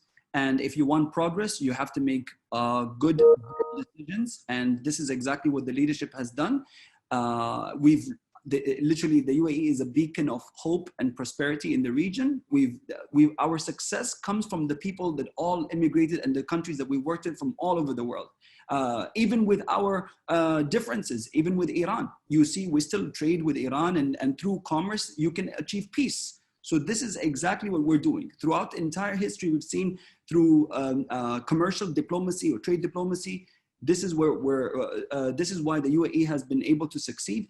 And you know, as there's an author, Malcolm Goldsmith, he said one of his book is titled "What Got You Here Won't Get You There," which is exactly where we are right now. So where we are now, if we want to move forward, we do need that partnership and that relationship with Israel. So welcome to the UAE. Thank you. May we ask Mr. Jeffrey Kemp to go with the 1 minute summary, please? 1 minute summary. Well, I thoroughly endorse the concept of a modern Middle East. And I think that it hits upon the real theme of what we're discussing today, is that most of the issues that seem to me bring the countries together are all fall under the concept of what might be called soft power. And given the huge challenges that the world and this region faces in the future, and particularly, and I keep stressing this, climate change, it is in everyone's self-interest to work more closely in terms of education, tourism, jobs, understanding entrepreneurial agreements. This is the way to forge a new path towards prosperity, and taking into account, however, that there will be naysayers, there will be challenges, and Newton's law still applies. So let's not be too overconfident about this. Thank you. We can go again back to Mr. Ghaith. If any additional, please. No, I think you know, look, ultimately, you can look at things as opportunities or as challenges. It's really up to the actor. To my mind, what is happening here presents plenty of opportunities, but opportunities do not come by themselves. And it's a matter of decision. On my specific topic, it's up to the Palestinian leadership, first and foremost, to reach out. But the Palestinian leadership can be helped by a frank, clear approach from key Arab states, as I mentioned before, led by Saudi Arabia, Jordan, Egypt, big part of it, UAE, Bahrain, and presented of what are the opportunities, but clearly told what are the risks. I think this is a time where choices have to be made, and sitting on the sideline never helped anyone. So thank you again for holding this. This is truly a historic event. Thank you. Thank you so much, Mr. Ghaith, and we would like to thank all the participants today. We would have loved to hear Mr. Netta's answer and summary on the subject, but I guess we lost connection with him. So we now come to the end. So we're coming close to this really enriching session. And on behalf of Dr. Mohammed Al Ali, Director General of Trends, I would like to express my sincere thanks to our respected moderators and to our speakers for sharing with us their insightful thoughts. And our thanks is also extended to our followers on social media for their interaction, and to Al-Ittihad newspaper and Yedi'ut Ahronot, who partnered with us in organizing this event and helped us in gathering such an elite panel of experts. Thanks to our Trends team members for their hard work and efforts that have made this symposium a great success. And I would like also to give a note to our dear audience. So in relation to our subject of discussion, and in order to understand the viewpoints of people around the world about the new peace agreement in the Middle East, we have developed a survey on Trends website, and we invite you all to participate in the poll in order to identify your views about the benefits these peace treaties could bring to all countries. And before we conclude, I have an important announcement to make. Beginning next week, we are organizing a series of events on political Islam, and we would like to invite you all to join during these sessions. The series is titled Path to the Caliphate, the Truth Behind Muslim Brotherhood's Political Project, and it includes 5 symposiums. The first symposium of the series titled The Archaeology of Muslim Brotherhood, Ideological Pillars and Religious Premises, which will take place on Tuesday, September 29th. Once again, I thank you all and look forward to welcoming you in our next symposium. Have a very pleasant evening, wishing you all lasting peace and prosperity. Thank you.